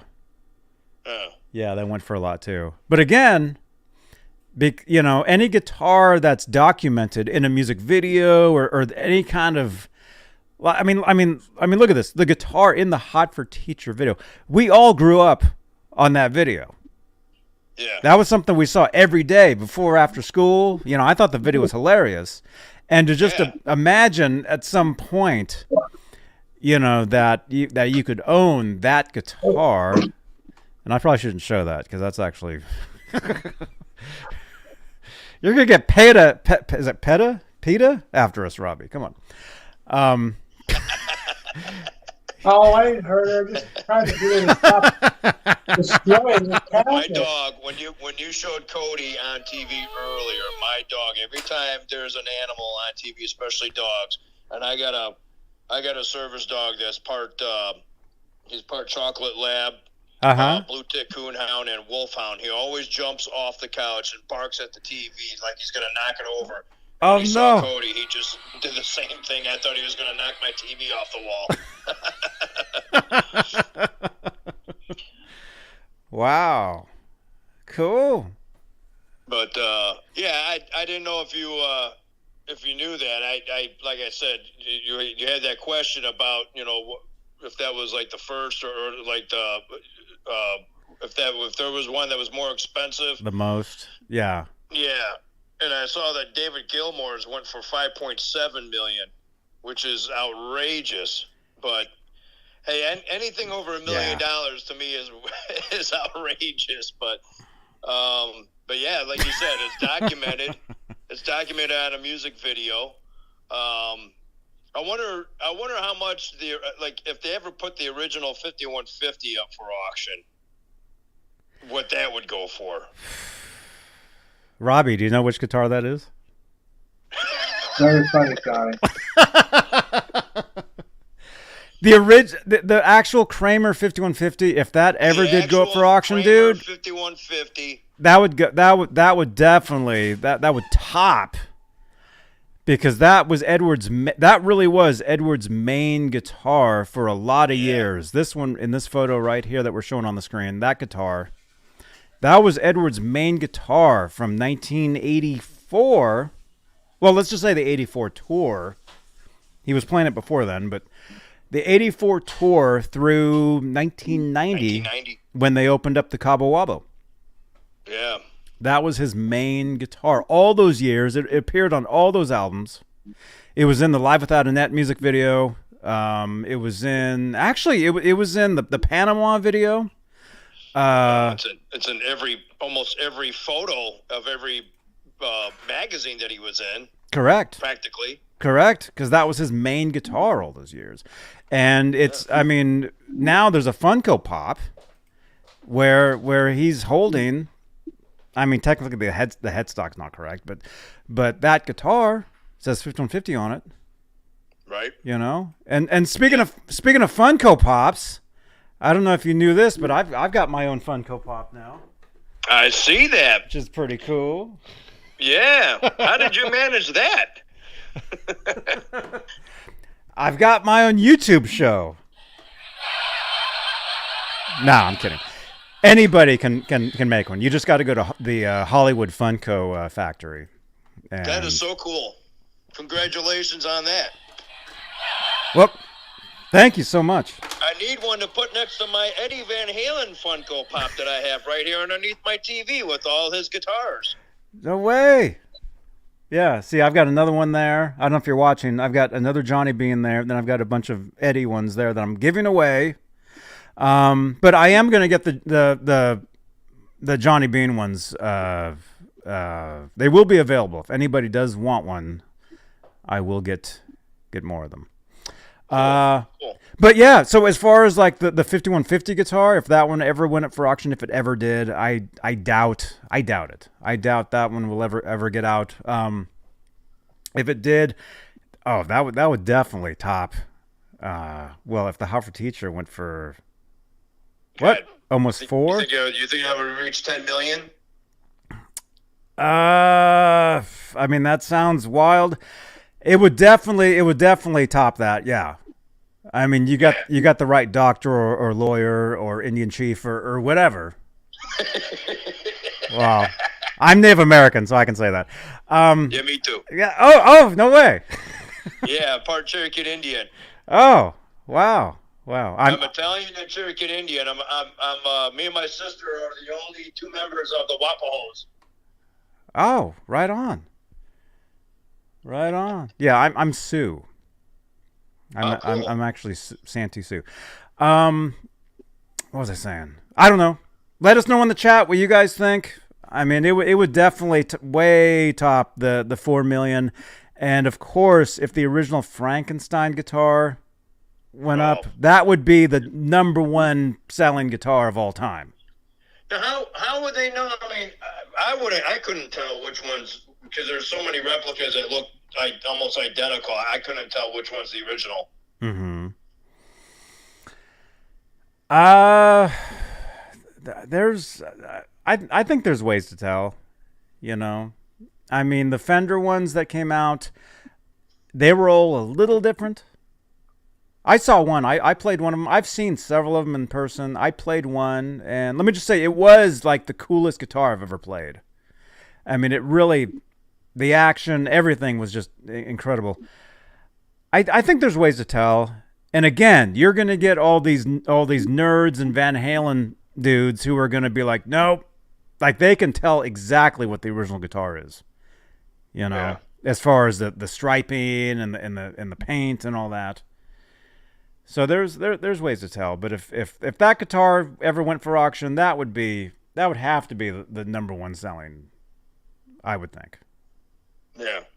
And real quick, I want to tell Roth, thank you for giving me some of his insight and on Facebook on when I showed him my replica and told him the paint color and stuff, and he told me the insight of the exactly what color that Eddie used, and he says it was actually red, not orange red, and they didn't use spray paint. They actually sprayed in a booth and all that stuff. And him and I chatted for a while, and he was like an encyclopedia, this guy.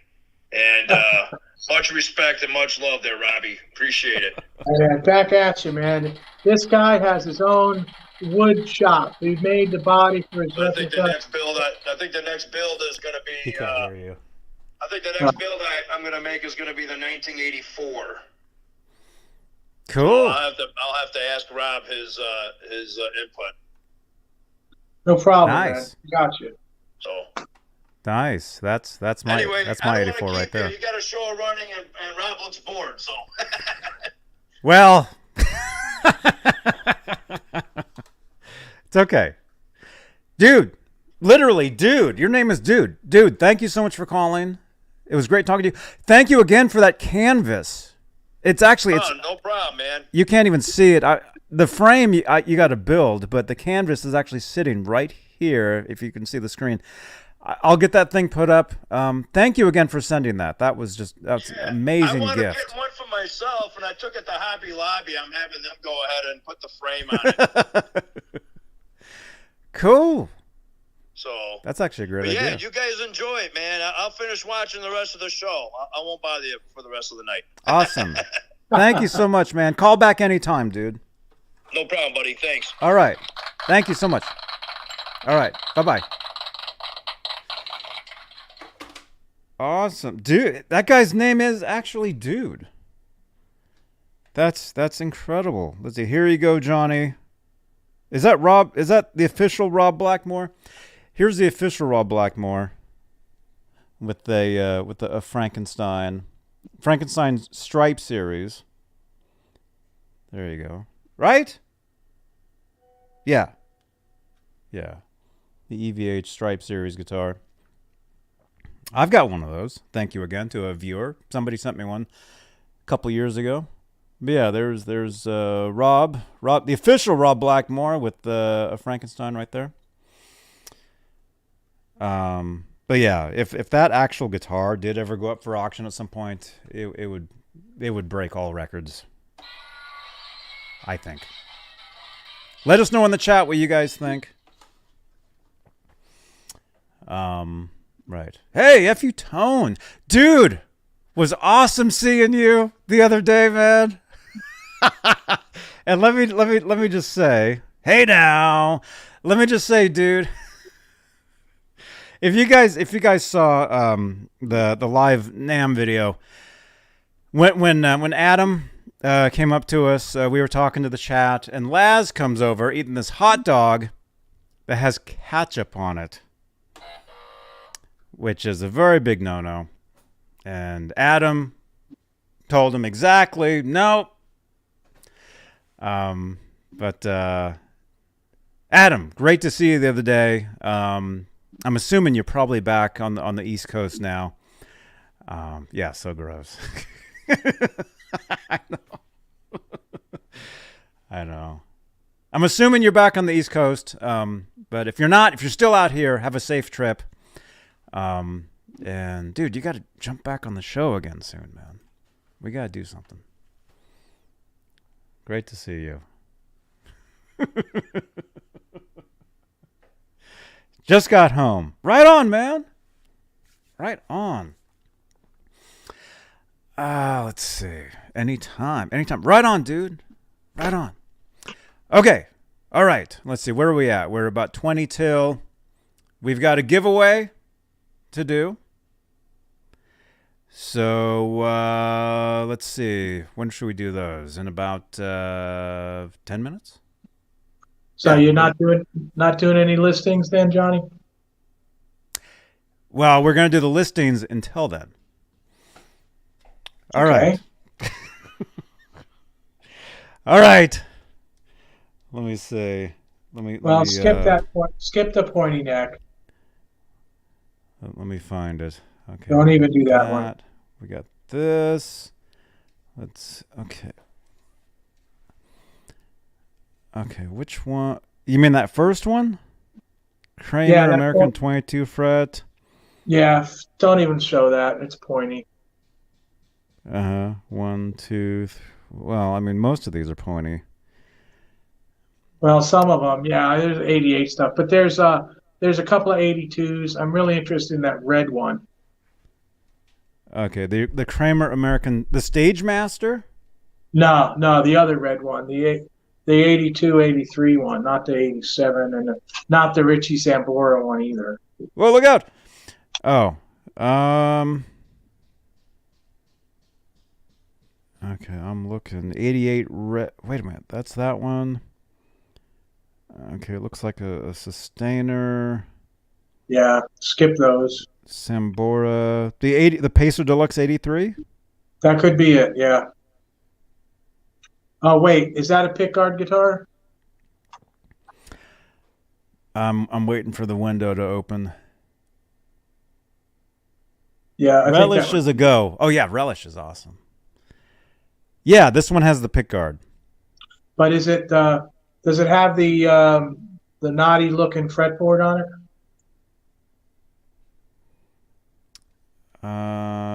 The fretboard looks really dirty. Yeah, that's the one. That's not dirt, that's grain. Yeah, pull that one up.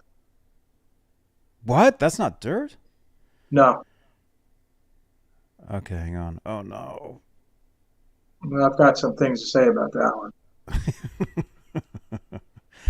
Okay, let me try to present. Share screen. Yeah, you guys smash that thumbs up. Smash the thumbs up. How many thumbs ups we got? We got 48. Can we get 50? Please. Okay. Okay, Kramer Pacer 83. Here we go. I think. Hey, Danny Jax. Welcome, dude. Right. Kramer Pacer guitar. What? Kramer Pacer Deluxe 83 Custom Shop Super Rare. All right. Now, first of all, Kramer did not have a custom shop. They had a custom room. Okay. They did not have like a shop. They had a room. Now, this particular guitar, he's talking about the wood that Bill Isaacson clipped. The same wood that this guitar I have is built out of. And he says this fretboard is made out of that wood.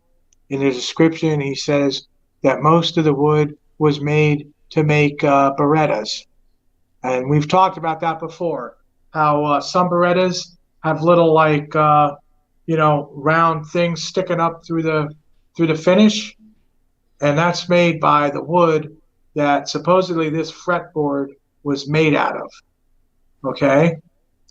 So, yeah, here, get a nice look at that. You get close in there, you can see. Oh, wow. It's all burled. Now, I am skeptical about this, as I am with most things, as everybody knows. Okay? You're skeptical of the milkman.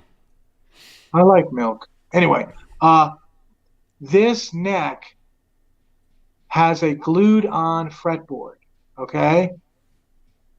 Now, it is possible that Kramer had the ability to mill off what had to be an ESP neck and glue on that fretboard. It's possible, okay? That's actually possible that they did that. They had the capabilities of doing it. I had never seen anything like this before. When I looked at it, the first thing I thought of was it was a custom order from Lucido. Okay? And I'm kind of going with that because Kramer just did not do that kind of stuff. It's got your small neck plate, and that serial number is within the serial numbers for all the Grail guitars. So this was made during the Grail era. And therefore, if it did not have a sports neck on it, which that is not, then it had to be ESP. So either they had an ESP blank and they actually milled the face off and glued that fretboard on, or it was a custom order out of Lucido, which I tend to kind of lean toward that. Okay? Mm-hmm. And there, and then look at the grain. You see the grain on that body? Okay? Yeah. Yeah. That's a one-piece body that is not glued together in the middle. And as I had mentioned before, Mike Olson's body is also a one-piece body. So this brings it to the second guitar body. Half. Right. This brings us to the second half of 1982 when that body was made. Now, they might have assembled it in 1983, but the parts were made in 1982.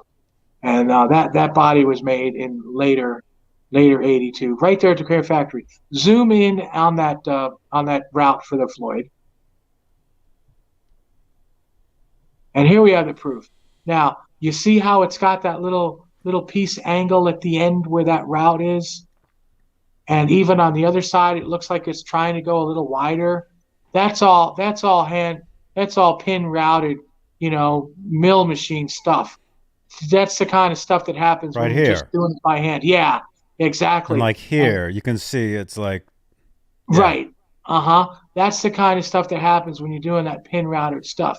Not only that, but look how thick that shelf is. That little shelf, that behind the Floyd, that also indicates 1982. But this is the second half of 1982 because it has a 2 3/16 neck pocket. But that was definitely made at the Kramer factory out of one piece of wood. Now, what he was describing, as far as Bill Isaacson, the ripped off wood that got him fired, the same wood I have on this guitar, I'll show again in a minute, that might have been part of that wood in the body. As far as that wood being used on the neck, I am skeptical. Like I said, they had the capability and they could have done it, but they did not spend money on labor. They would never have done that, even on a custom order, because it would have cost them too much to do. I mean, obviously, this is a Paul Unger clip job on that headstock. You see how thin, how thin that is. You got round profile. Yeah, that really does. That really does look custom to me. And it's got the round. It's profile. Different. Like the one that I have is thinner than that. Oh yeah. Well, I think that was a clip job off of one of those necks. One of the necks like Mike Olson's. So they would all be different. They would all be slightly. Sure. They would all vary.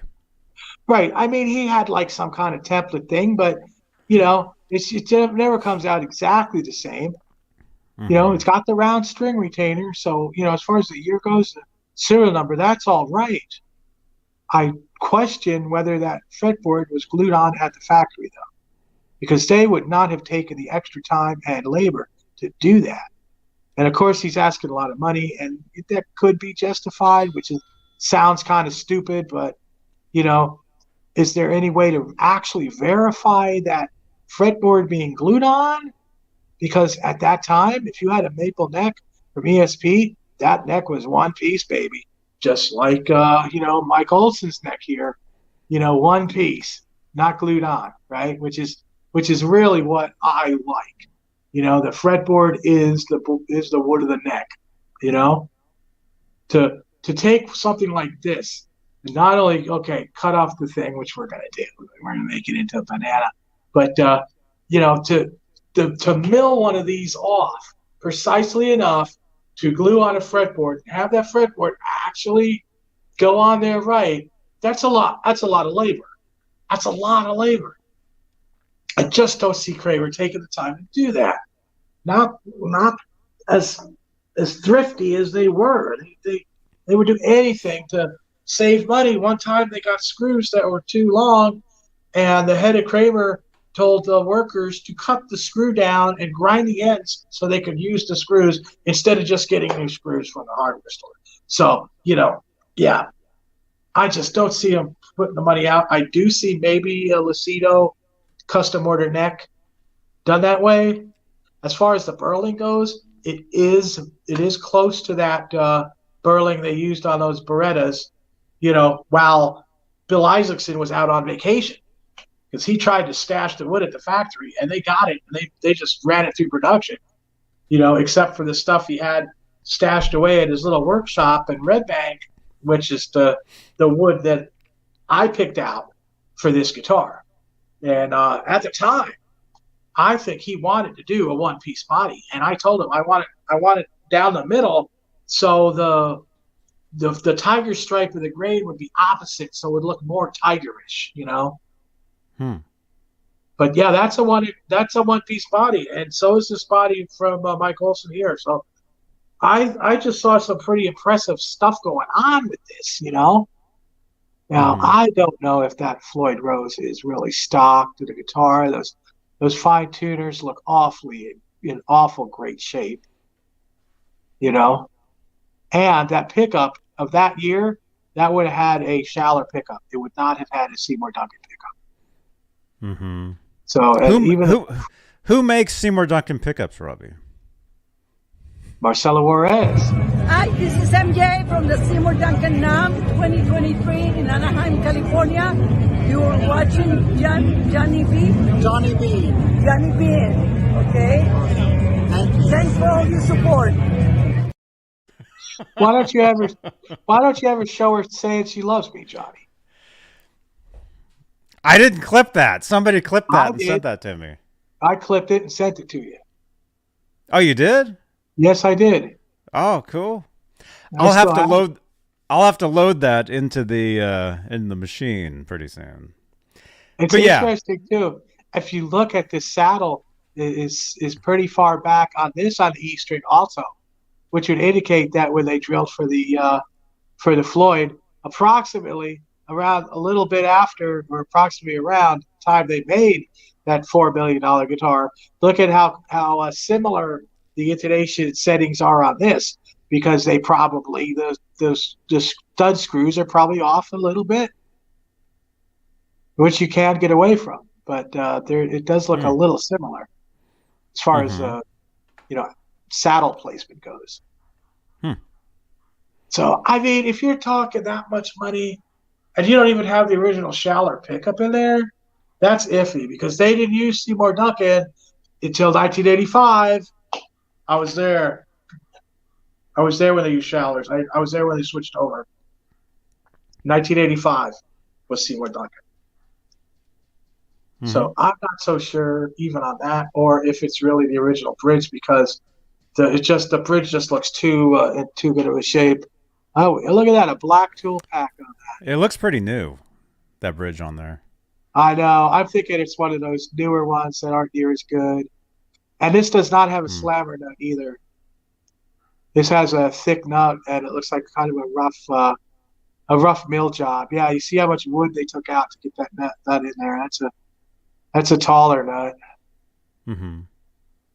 You know, but I love that round string retainer. It irks me about that fingerboard. Like I said, they had the capability, but I'm not so sure. I think if somebody custom ordered it and wanted something like that, I think they would have probably went to Lucido for that, because ESP wasn't going to do that then, and certainly Sports wouldn't have made a neck that you could get the action as low as that is with. So, yeah, I wanted to talk about that one. So it's kind of it's a question mark. It's kind of a big question mark at that price. That's a heap of money.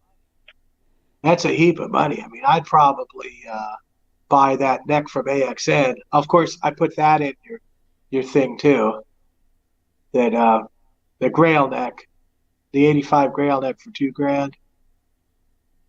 That I sent that one to you also. But, yeah, if I was going to spend that kind of money on guitar, I'd definitely get like the ESP non-tilt Grail.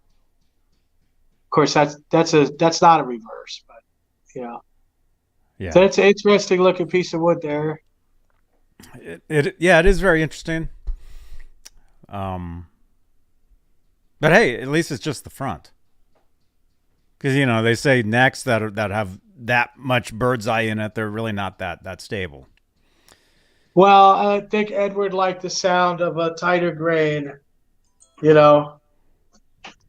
That's most of mine are. I mean, even this Mike Olson neck, you can see the grain is really, really tight on it. As tight as a frog's.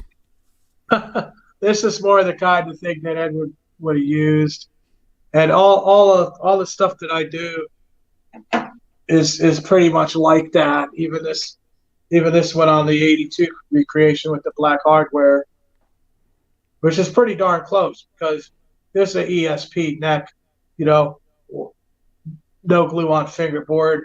This body was glued together in the second half of '82 by Paul Unkert as an attempt to save money by gluing parts together, which failed and I got this from Gibson because it was sent to Gibson for part specifications, and some guy in the paint booth stole it, and then it had like this veneer on the top. It had this veneer on the top that rose up, and the guy wasn't going to sell it to me because it was damaged. I was like, oh no, I want that. That's a Pacer special. I want that made out of poplar. Oh, definitely. So yeah, this is a really great sounding guitar, man. The feedback's outrageous. The string scratching, it stays in tune. I played this guitar on the last two songs I just released, Metal Moose and Haters Beware, in which I play this with my teeth also. I actually play it with the gong mallet at one point, where I mallet the guitar and then mallet the gong, Oh my goodness. So check that out on my channel if you guys like to rock hard. And it's it's all about the parts, man. It's all about the parts. Right, Raymond? Hey, Raymond. What's up, dude? Good to see you, man. Raymond, I missed Amanda.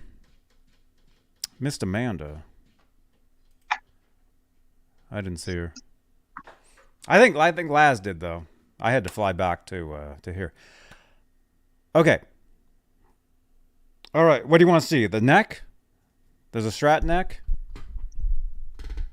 Well, if we're gonna look at a neck, I probably want to see that Grail neck. Is that the Zep? That's a banana. Banana.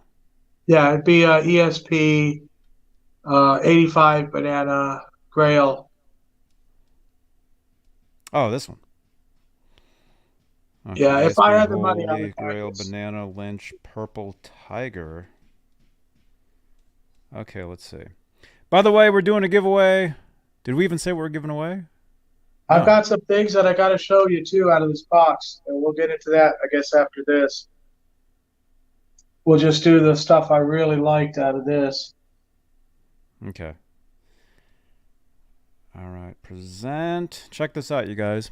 And yeah, smash that thumbs up. We're at 55 thumbs ups. Can we get to 60, maybe? Maybe?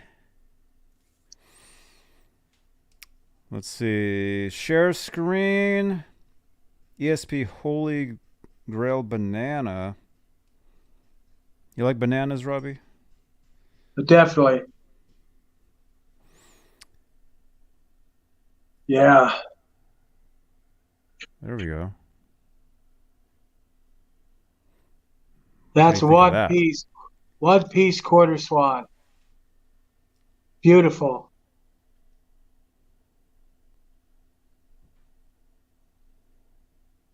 Of course, you'd have to get rid of the paint, redo that. Mm-hmm. Yeah, that's the 1985 Grail deck, which was the last year that ESP made these with that headstock, with the Grail headstock, and the R5 nut. And it's not stamped on the heel. The Grail guitars had a stamped heel. So those Grail guitars that were made at the end of 84, or at the beginning of 84 and the end of 83, were all stamped ESP in the big black letters, just like that neck that I got from John Mancuda, except his is a reverse, which was even more rare. But this one is not stamped, and that's how we know it's 1985. And it's up there with the 85 that I got, the reverse one that I got that's not stamped, but actually beautiful.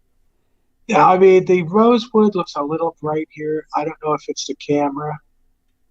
The rosewood on mine that I found was much darker. Could be a flash. I mean, it does look like looks kind of bright, like right here. Yeah, because that should be really dark. So maybe it's a bad picture, which of course at that price you'd want to know. Mm-hmm. And what is that table? What's going I on? It's not flooring. What's going on with that? Ugh. Ugh. Oh, it's sitting on like metal sheets or something. That's crazy. I don't know. Yeah, as you can see, the heel is not stamped. It looks like the screw holes were filled once or not at all, which is fine. That's not really too bad. Truss rod on the heel. This has got a really good contour to the neck too. These necks were absolutely wonderful. Now I've got stuff going out. I can't buy this. If you could get them down to $1,400, that would really be worth it. These things are going for a lot more, and you might only see maybe one of these a year, sometimes one every two. And of course, it depends, how serious you are about building guitars. But if I was going to spend $6,000 building a guitar, yeah, that photo looks a lot better. See how dark that fretboard looks. Yeah, that's more like it. Must be like some kind of splash thing. But that neck is going to feel and play like so great that you won't be able to play like basically anything else. Actually, that's kind of what's happened with me. I get so because of my arthritis, I have to make these things play so easily. I wouldn't be able to play the guitar if the action wasn't like so ridiculously low, And that's what pretty much started me with getting back into doing this kind of thing. So I really wanted to play, but it's like I had no speed. I couldn't do it. My fingers were tripping over the strings. And once I got that action super, super low, I was able to do it, which is I really appreciate that. But I know that's a lot of money, and I'm sure there's a lot of people out there that think I'm crazy, but this neck is actually worth it's actually worth the money to get this. And again, it's not CNC'd. It's all handcrafted. Wait a minute. Who's selling this? Robbie's Guitars out of Norman, Oklahoma. No, this is Alien Nation. This is AXN Alien Nation, who is known for wanting too much money for extraordinarily rare things. That's like you could get it. If you get it to come down, he's had it for sale for a long time. So obviously, with the price that he was asking. Mm-hmm. Oh, the 2,880. Well, sure, and it was that price. But wait, so you're saying it's worth the 2,000 though? No, I'm saying that I'd probably go 1,400 on it. Because you just don't see them at all, and it's just what I would probably consider one of the best necks ever made. But that's how I feel about it personally. Mm-hmm.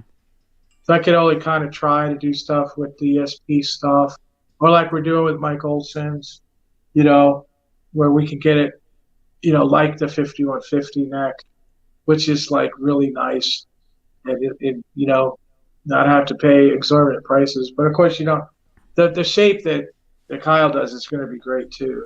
But, yeah, that's one piece. There's no glue. If you see one of these Grail necks from ESP, somebody's trying to sell it, and there's a glue seam on the headstock, it is made in China. Do not buy it. Do not believe that they're saying what they're saying, because they don't know what they're talking about. There is no glue lines or anything on this. This is one piece of wood. Absolutely one piece. And that's one of the reasons why they stopped using the Grail necks on the early Berettas, on the Grail guitars. It was too much money to make the neck, because you got to have like a 9-inch wide piece of wood to cut that thing out, and it's got to hold together. You got a one piece of wood and you're cutting not much out of it. Sometimes they snap, so yeah, it was a very expensive neck to make, and that's why Kramer went to the tilted glue ups, because it was a lot cheaper to make the neck. You could use smaller wood. Mm-hmm. And then they went to the 3-piece, which was even less money because they were even smaller pieces of wood you could glue together. So they were Yes. thrifty. And that's why I doubt that one with the glue-on fretboard so much, even though it may be true, you know. Maybe somebody did that on their own time and it was their own thing or something. I don't know. It's hard to say. Who knows? But I don't know. Maybe. Probably. I don't know. By the way, there's the Discord link. Somebody in the chat wanted the Discord. You guys, join us in the Discord, you guys. We have an amazing time over there. And if you want to hear Robbie talk, join us in the Discord because he talks all the time. all right, let's open his box, Johnny. Let's. What is that? This is a package that I got this week from Cody at Stigatsu. Did you cover your address? Cover your address. You can't really see it. Okay. Here. Okay, I'll be good this way. All right. All right. Well, I haven't opened it already, but this is the stuff I want to show you. Now, he sent 2 of these. Okay. Hang on. I want to get Robbie's going to get really excited here in a second.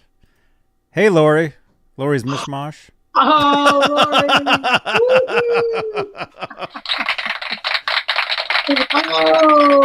Oh. Hi, Lori. Wow, thanks for coming. Wow. Oh, look, she gave you a heart. Oh,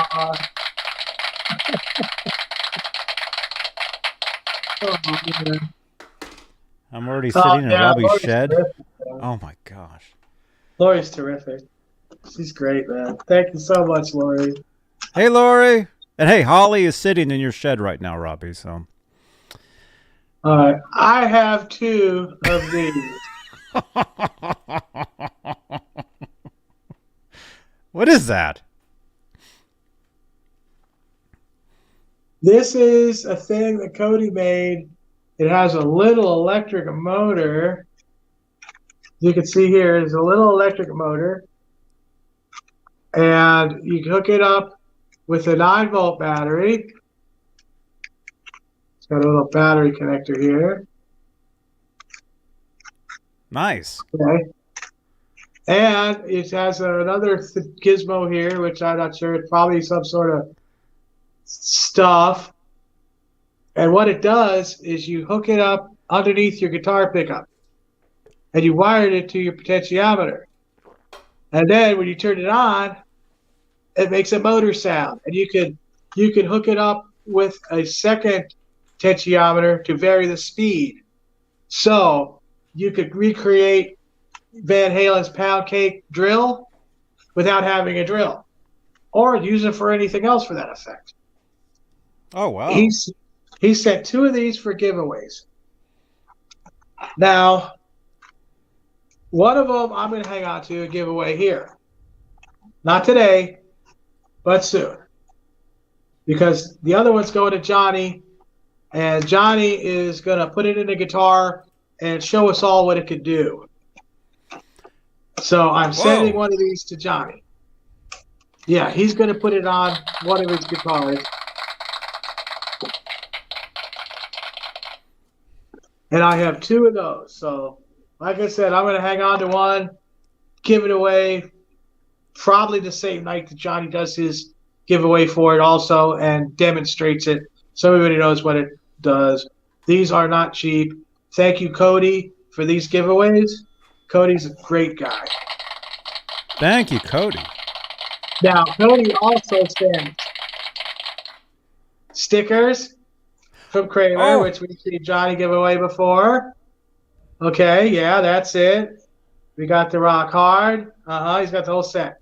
And the All Access Pass. Do you have this one, though? No, I don't have the big one. I got this one at NAMM, actually, years ago. I'd put that on my bumper if I had it. But tonight I'm giving away one person all 4 of these. Oh, my gosh. Be here. You got to be here, and I'll mail them to you. I'm here. If you're here and you get the thing. Now, here's the best part. I'll put these up here, and I hope Zori doesn't attack them. You never know. She could be anywhere around here. He sent me. Oh, there she is. Oh, no. Oh, no. It's okay, Zora. Yeah. Good girl. Good girl. Good girl. What? Okay, there she goes. He sent me a 3X one of these, which I played on both of those songs that I put out this week, of which I played this guitar on Metal Moose and Haters Beware. Check it out. I played with my teeth. I hit my gong. I rock out. He sent me a 3X, which I wore on that video, and he sent me this in large to send to Johnny. Oh, no way. This is your shirt that's coming at you, Johnny, from Cody at Stigatsu. That's his logo. We all know who Nice. Stigatsu is. As a matter of fact, Stigatsu is where I got this guitar neck from. Okay? This ESP one piece, not glued on fretboard neck. But yeah, so this is coming to you too, Johnny, okay? Awesome. Well, I'm going to be sending that to you. Right on. My So, address Cody is at 123. You guys all know my address. I'm just kidding. Cody at Stigatsu, you guys hear me talk about him all the time. He's got a huge site, all kinds of stuff. It don't matter if you want to build Fenders or Charvels or Jacksons, or he's even got some Ibanez rock rolla bodies and necks. You know, if you really want to go hardcore with that, you know, he's got all kinds of stuff. It'll take you half a day to go through all his stuff, but he's a great guy. Was that the website that you just scroll and scroll and scroll? Is that well, his, you're talking about Chris's guitars. Okay. I That remember was there the was one a site where we were just like scrolling for hours and hours. Although I did figure out how you could search it. So I was able to find. Yeah, Chris's guitar has that cutting edge graphics like Laz has. You know, straight out of like 1991. No, Stigatsu, Ronnie James Diode, like that, like we just saw the logo. Yeah, he's good. A lot of you guys out there have already bought stuff from him, and we shout him out here heavy because he's a great guy. You know, and you tell him that you saw this on Johnny Beane, or we sent you there, or mention my name, and he will work with you. He will give you a smoking deal on whatever it is you're after. So, wanted to get that out there.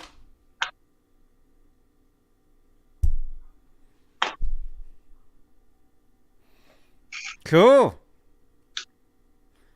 You giving anything away, Johnny? I don't know. What do you want? Well, I can't win anything. I can never win.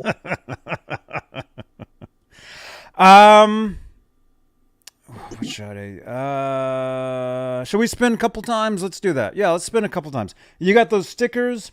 Let me grab something from my NAMM bag, which is back there. Hang on. Let me do this. I've got all sorts of swag. Yeah, I figure instead of just, milking it one sticker at a time, one person, all of them, I'll put it in an envelope, send it to you. You know, how bad could it be? Hopefully with postage. Oh, here comes the NAMM stuff. I've got something. I'll do something here. I'll do something. Let me see. Let's do I just got a voice message. Who is that? Somebody just left me a voice message. Because we're not having a show tomorrow, probably, I'm going to install this empty bottle into the gong right now. So here we go. Didn't do so good. I'll back it up with a cymbal. We'll see what happens tomorrow. I mean, I'm not going to, because I'll be technically out of town, I'm not going to schedule it, but it's possible I'll be back in time and we'll just go live. So we'll see. We'll see what Well, happens. I'll be ready, Johnny. I'll definitely be live earlier in the day for Record Store Day, which, by the way, if you guys are just tuning in, I'm going to be finding copies of right here, right now on vinyl, exclusive Record Store Day items. I'll be finding at least a couple of them, and I'll be giving them away on my Van Halen show Tuesdays, 8 p.m. Eastern, 5 Pacific, exclusively Van Halen. So you got to tune in on a Tuesday to possibly win a red vinyl right here, right now, that if I can find them, hopefully I can find them. There's a good chance I can, because there are several independent shops in my area here. That's where you got to go to get them. You can't go to, like, Blockbuster to find it. There's still Blockbuster? Well, in some places, yeah, I heard there is one. Like where? Somewhere. Somewhere where people still watch videotapes? Yeah. Somewhere. Okay, I will give away... Let's do one of these. Okay, I've got a whole bag of stuff here. So we have a lot of stuff to give away, future episodes here, including a Johnny Beane Funko Pop at some point featuring Ned. At some point, we'll be doing a giveaway for one of those. But tonight, let's actually do one of these. I have a Electro Harmonics guitar pick. How's that? One pick, Johnny? That's it? There we go. Yes. Isn't that a little frugal? At least have a couple. It is. At least throw a couple in there. Okay. I'll also do a WDFA Mean Street guitar pick as well. That's better. There we go. All right, so which we're gonna spin? Yeah, kick the pig, Johnny. It's spinning time. Yeah, kick that pig. Make her squeal. Okay, present. Share screen. Share screen. Don't share audio, although it doesn't matter because there's no audio on that screen. All right, and let's just do this. I'll throw in as well another guitar pick. What is this? We'll throw in Guitar Pick Day. This was from... where was this from? These were sent to me. Rose, Ann, Julie, and Dave. Buffalo Music Store. Buffalo Music Store sent these in a while ago. Custom pick for Guitar Pick Day. Tomorrow's Record Store Day. But, so I got 3 guitar picks right here. So this will go to one person. One person will get these. There are 3 Blockbuster stores left. DJ Play Nice says. Wow, probably all in the same town.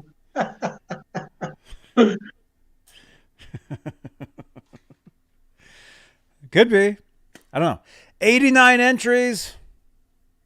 Let's do this. Spin it, John. Whoops. We'll do stickers first. Oh, that was weird. Okay, stickers first. And they got to be here, right? You're saying? Always got to be here when I give it away. And they got to get you your address, too, quick. It's got to be quick. All right, for the stickers, here we go. Oh, wrong button. For the stickers, here we go.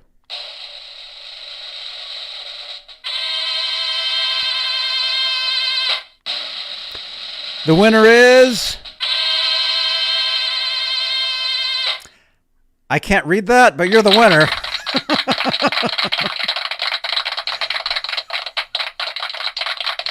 Ed, here, John. Ed, you got to be here. I'm already counting down. Participants. I don't even know where in the list that name would be. They have 45 seconds to respond. You have 4 to 5 seconds to respond. 45. You're at 20. 45. You have 45 seconds to respond. I don't see their name in the list. But you got 45 seconds to say something in the 35. chat. 35. Keep going. And by the way, guys, refresh your browsers too. Refresh. Let's do the refresh. Let's end the show at 400 views tonight. That'd be awesome. Yeah. Actually, yeah, I'd be scared of like where they live, man. The shipping. All right, I've given them 60 seconds, Johnny. So they're not here? Obviously not here. All right.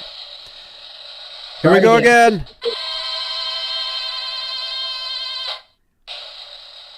The winner is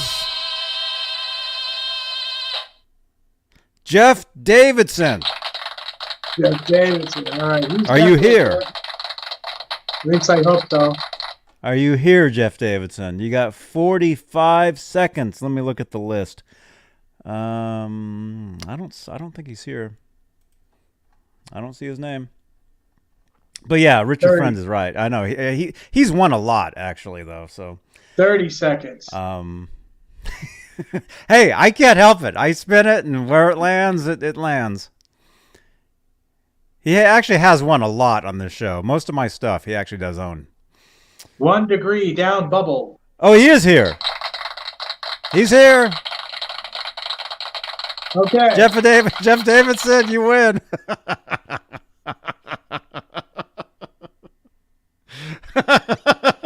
I saw you say something. Where are you? Here. All right, you got to text me, Jeff Davidson, or I think we're Facebook friends, right? Message me, but you got to message me quick. Quick, message me where to send. I got to get that to Robbie. You just won a few Kramer stickers. 4 of them. 4 of them. So message me. Congratulations. 4 stickers donated to a giveaway by Cody at Stigatsu. Yeah. Hurry.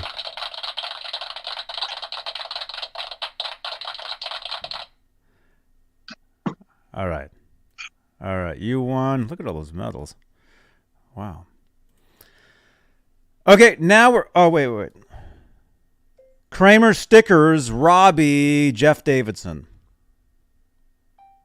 Okay, there we go. Now we got a few different guitar picks here. You got the Guitar Pick Day one from Buffalo Music Store. You got the Electroharmonic one. I got that from the NAMM show. And I have We Don't Funk Around, Mean Street. That's a band. And it was stuck on my guitar for a while, so it has some smudge. There you go. The winner of these, and you don't have to be here. You just have to message me. Okay? The winner of those are, or is...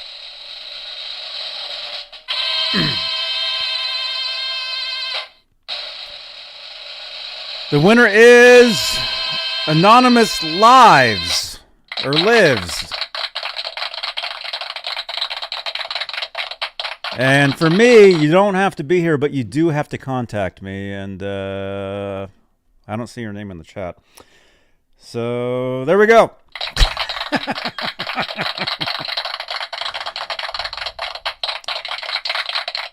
All right. Message me. There's the phone number.